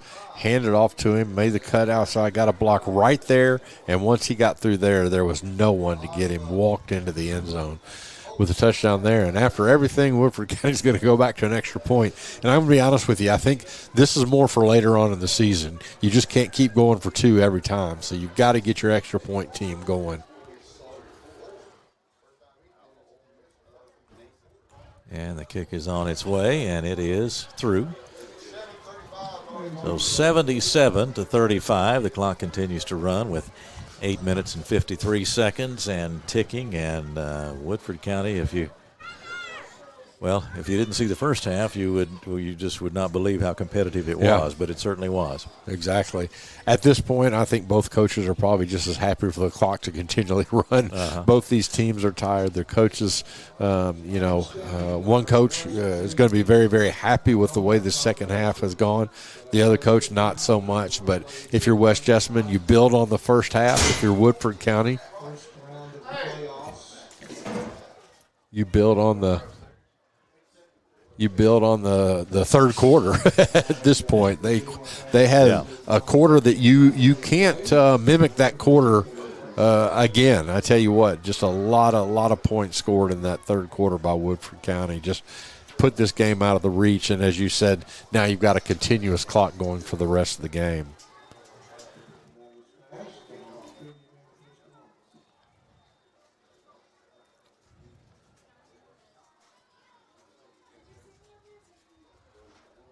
So with the clock running at 7:40, here's the kickoff. That one sails long and into the end zone. We should probably get a break in. So let's take a 30-second break if we can and come back with more football on Glycod.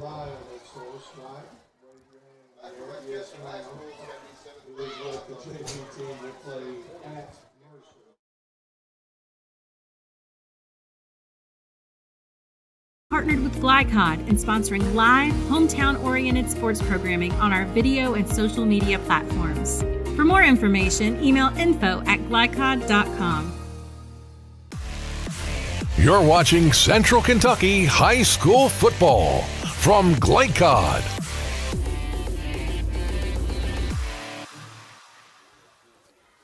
And we are back. The clock running under 7 minutes now. We'll see a lot of new faces, a lot of new numbers in these last few minutes, I would think. And did they just call a timeout? I think what they're telling the new quarterback is when the back judge raises his hand, that's 10 seconds left on the play clock. At this point, I'm not sure that it really matters, but let's go ahead and take one more break. We'll be right back at West Jessamine High School. Proudly based in Jessamine County, R.J. Corman Railroad Group has been serving North America's railroad industry since 1973. Find out more by visiting rjcorman.com. For high-quality railroad service, it's R.J. Corman. You're watching Central Kentucky High School Football from Glycod.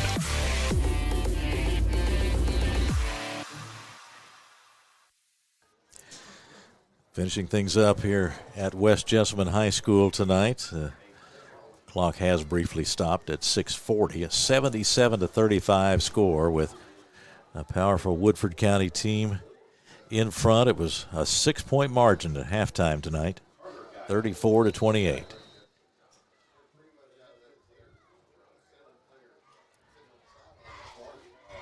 Handoff straight ahead. That's Smith at quarterback now. Yeah, I think that's what you're going to see. West Jessamine just hand the ball off, let the clock run. No need to get anyone hurt tonight. Just keep the clock going and get out of here. Second down and 10. The ball still at the 20-yard line as the clock runs with the big lead for Woodford County.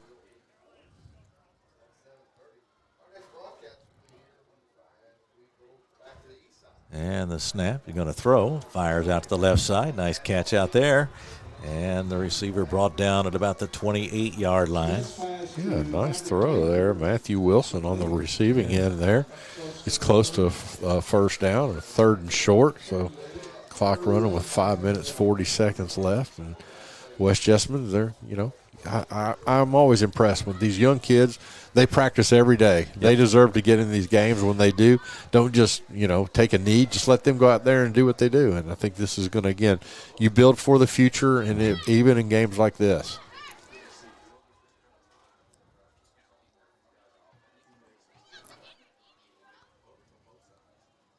Here's the snap, and again, the handoff, and he is stopped short right there. And yeah, you're talking about getting some playing time, and everybody works as hard as everybody else in practice. So you're out there every day, and so if you get a chance to play, whether you're the team with a 77 or the team with a 35, you got to make the most of it and get some varsity playing time. And the next time they call on you, it might be a lot closer than 77 to 35. Yeah, there may come a time where, you need to get in there, and this game has given you the confidence to know you can do it.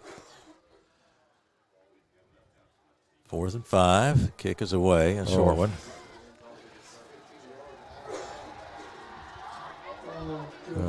Just that ball just shanked it off the side of his foot. Yep. Just turn over, get the ball on the 30-yard line for Woodford County. Looks like they have a bevy of new players coming in also. Looks like at this point, going to get Braxton Glanzer, number 9, some action at quarterback. Yeah, I see Cooper Ford in there. We'll just mention some names as we can.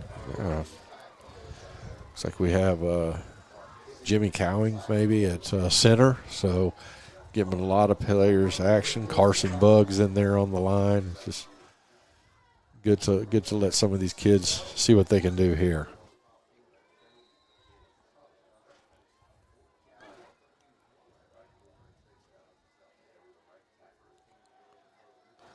And the snap, straight ahead it goes. And a good gain down to about the 25-yard line. Yeah, give that ball to Sam Hash there on the run. 5'9", 160-pound freshman. So some of the freshmen getting in the game also. Yeah. So have see Dash Gordon. What a great name. Yeah, 5'7", another 130-pound freshman. So names you may hear in the future. Oh, there's the ball again straight ahead on the handoff and pushed back. They're going to have illegal motion. So these guys can't they can't get as much trouble because the first string did that too. I'm not sure what's happening on that play, but it's the same exact play that happened in the first half. Both players were in motion at the same time, which of course you can't do. And so it's a 5-yard penalty, but just interesting that has happened twice tonight. Cooper Ford is out at a wide receiver.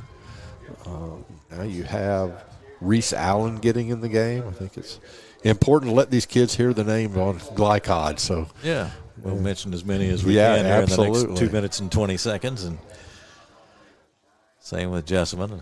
West Jessamine, a lot of going to give the 5 yards back. And now there's some premature action along the front line, and in this case, it'll be against West Jessamine. They'll line it up at the 25. Here's the handoff. It's Hash again, and he is down to about the 20, maybe inside the 20, a yard or two. Yeah. So for West Jessamine, we have running in the game now. Brody Heath is just coming onto the field. And we apologize. West Jessamine's numbers are so hard to see that I would love to give all their names, but I'm having trouble seeing all their numbers out there. So as we see some, I'll try my best to get their names for you. I'm right there with you on that.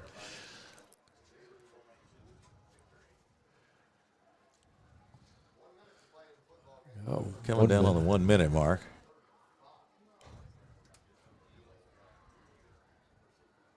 See Colton Kahn out there. He's a junior for West Jessamine.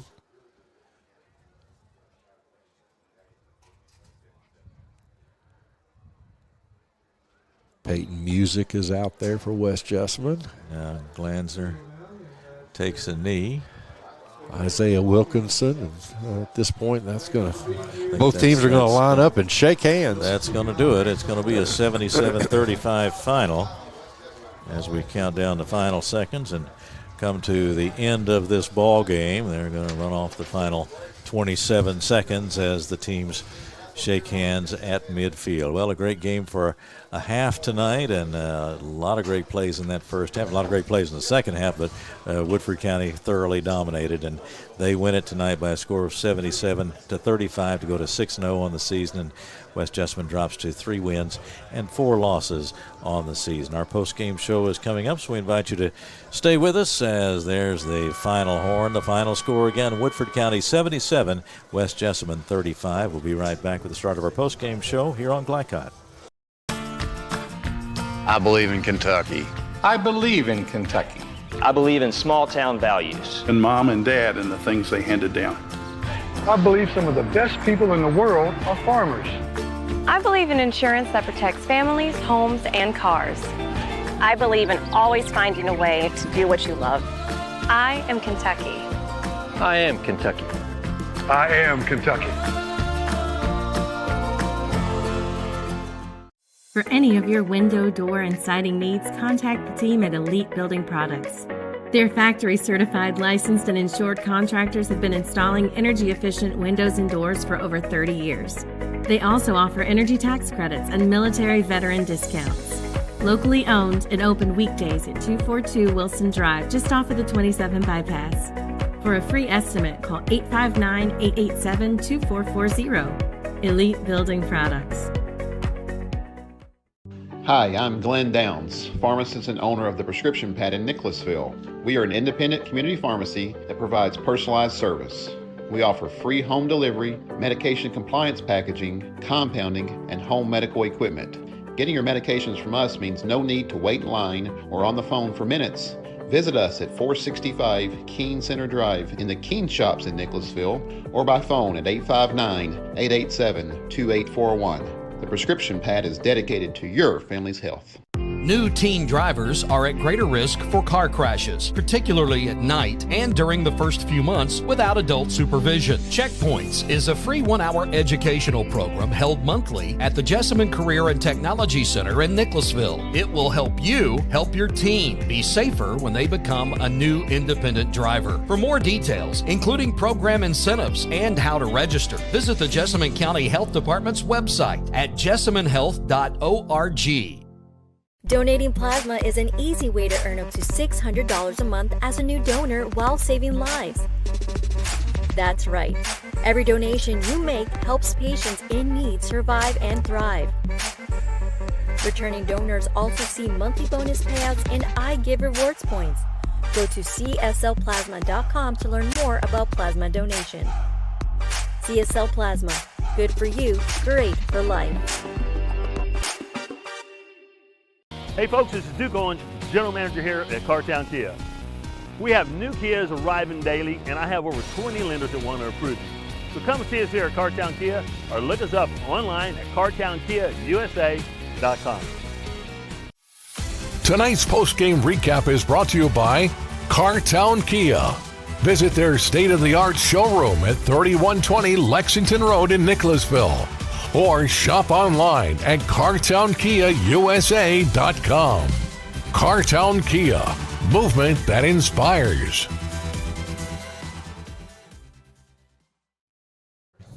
Back at West Jessamine High School, Keith Elkins along with Rick Reams and Jackson Miller, our producer tonight, and high-powered offensive Woodford County really drew away, just totally dominated the second half after a good competitive first half. Our halftime score was 34-28 Woodford County, the final 77-35 Yellow Jackets, and probably, Rick, I would say you're not going to see a more dominating performance in high school football, I wouldn't think, especially matching two pretty good teams. This is not like one team was a complete have-not. This is a good West Jessamine team. Exactly, and the first half showed that. Yeah. You know, it's a tale of two halves. Woodford County just kind of showed their dominance in the second half.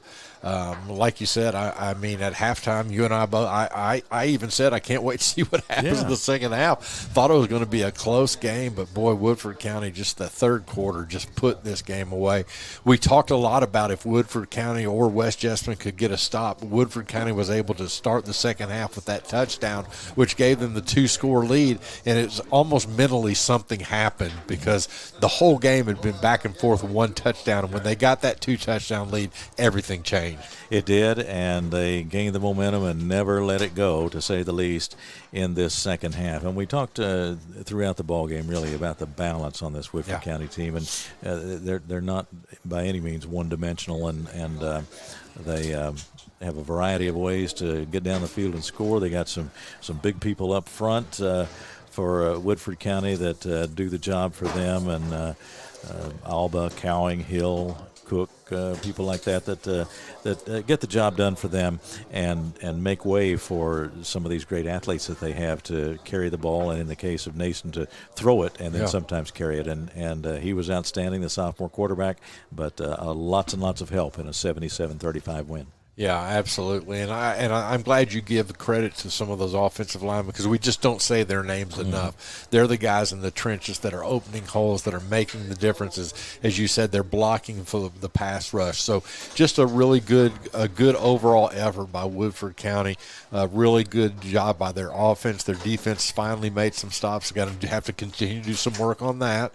You know, you can't always just outscore a team. Right. Sometimes you're going to have to stop a team. But again, I think that's what Coach Johnson was talking about, building up game to game. And in this game, boy, they can really build from this second half. Well, they win it by a score of 77-35 tonight. We'll take a break and be back with more on our postgame show in just a moment. You're watching Central Kentucky High School football on Glycod.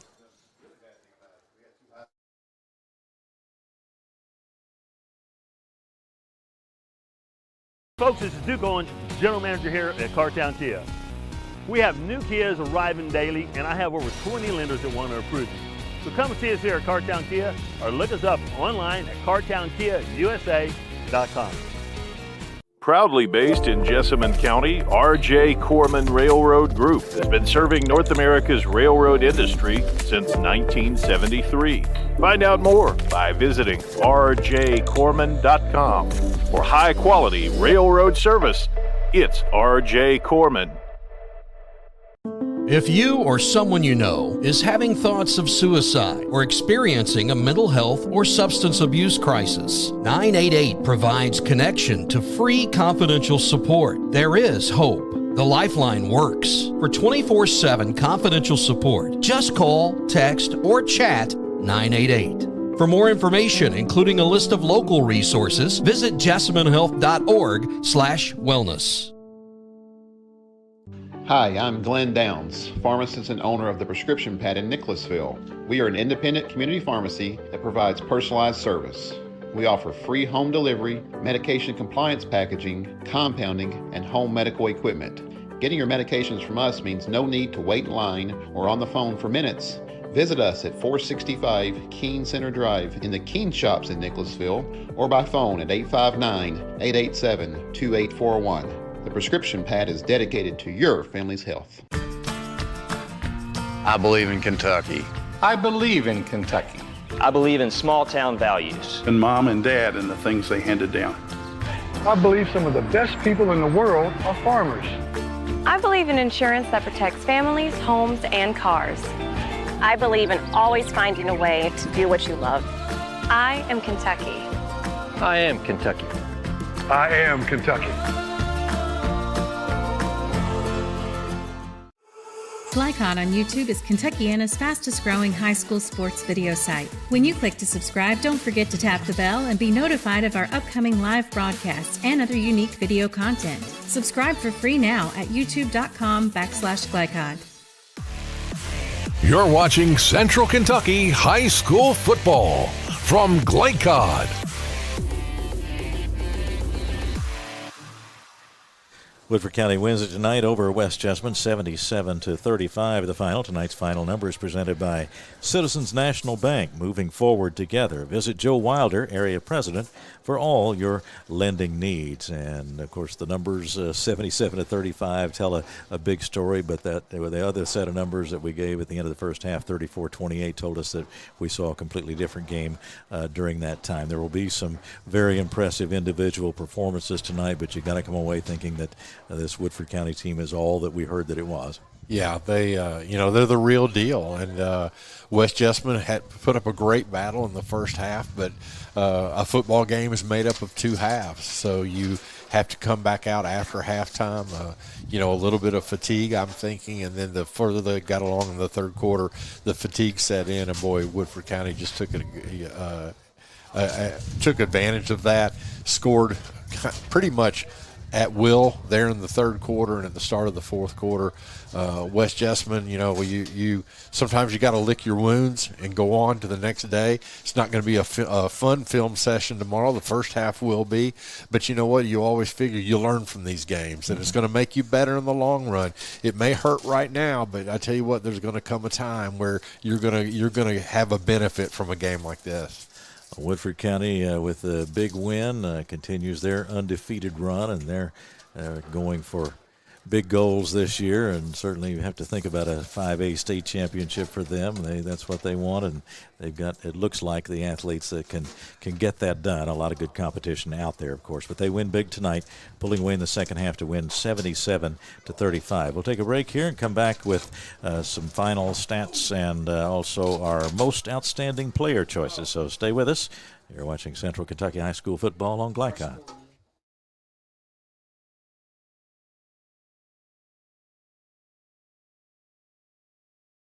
Plasma is an easy way to earn up to $600 a month as a new donor while saving lives. That's right. Every donation you make helps patients in need survive and thrive. Returning donors also see monthly bonus payouts and I Give rewards points. Go to cslplasma.com to learn more about plasma donation. CSL Plasma. Good for you, great for life. Proudly based in Jessamine County, R.J. Corman Railroad Group has been serving North America's railroad industry since 1973. Find out more by visiting rjcorman.com. For high-quality railroad service, it's R.J. Corman. Hi, I'm Glenn Downs, pharmacist and owner of the Prescription Pad in Nicholasville. We are an independent community pharmacy that provides personalized service. We offer free home delivery, medication compliance packaging, compounding, and home medical equipment. Getting your medications from us means no need to wait in line or on the phone for minutes. Visit us at 465 Keene Center Drive in the Keene Shops in Nicholasville or by phone at 859-887-2841. The Prescription Pad is dedicated to your family's health. New teen drivers are at greater risk for car crashes, particularly at night and during the first few months without adult supervision. Checkpoints is a free 1-hour educational program held monthly at the Jessamine Career and Technology Center in Nicholasville. It will help you help your teen be safer when they become a new independent driver. For more details, including program incentives and how to register, visit the Jessamine County Health Department's website at jessaminehealth.org. Hey folks, this is Duke Owens, General Manager here at Cartown Kia. We have new Kias arriving daily, and I have over 20 lenders that want to approve you. So come and see us here at Cartown Kia, or look us up online at cartownkiausa.com. For any of your window, door, and siding needs, contact the team at Elite Building Products. Their factory-certified, licensed, and insured contractors have been installing energy-efficient windows and doors for over 30 years. They also offer energy tax credits and military veteran discounts. Locally owned and open weekdays at 242 Wilson Drive, just off of the 27 bypass. For a free estimate, call 859-887-2440. Elite Building Products. You're watching Central Kentucky High School Football from Glycod.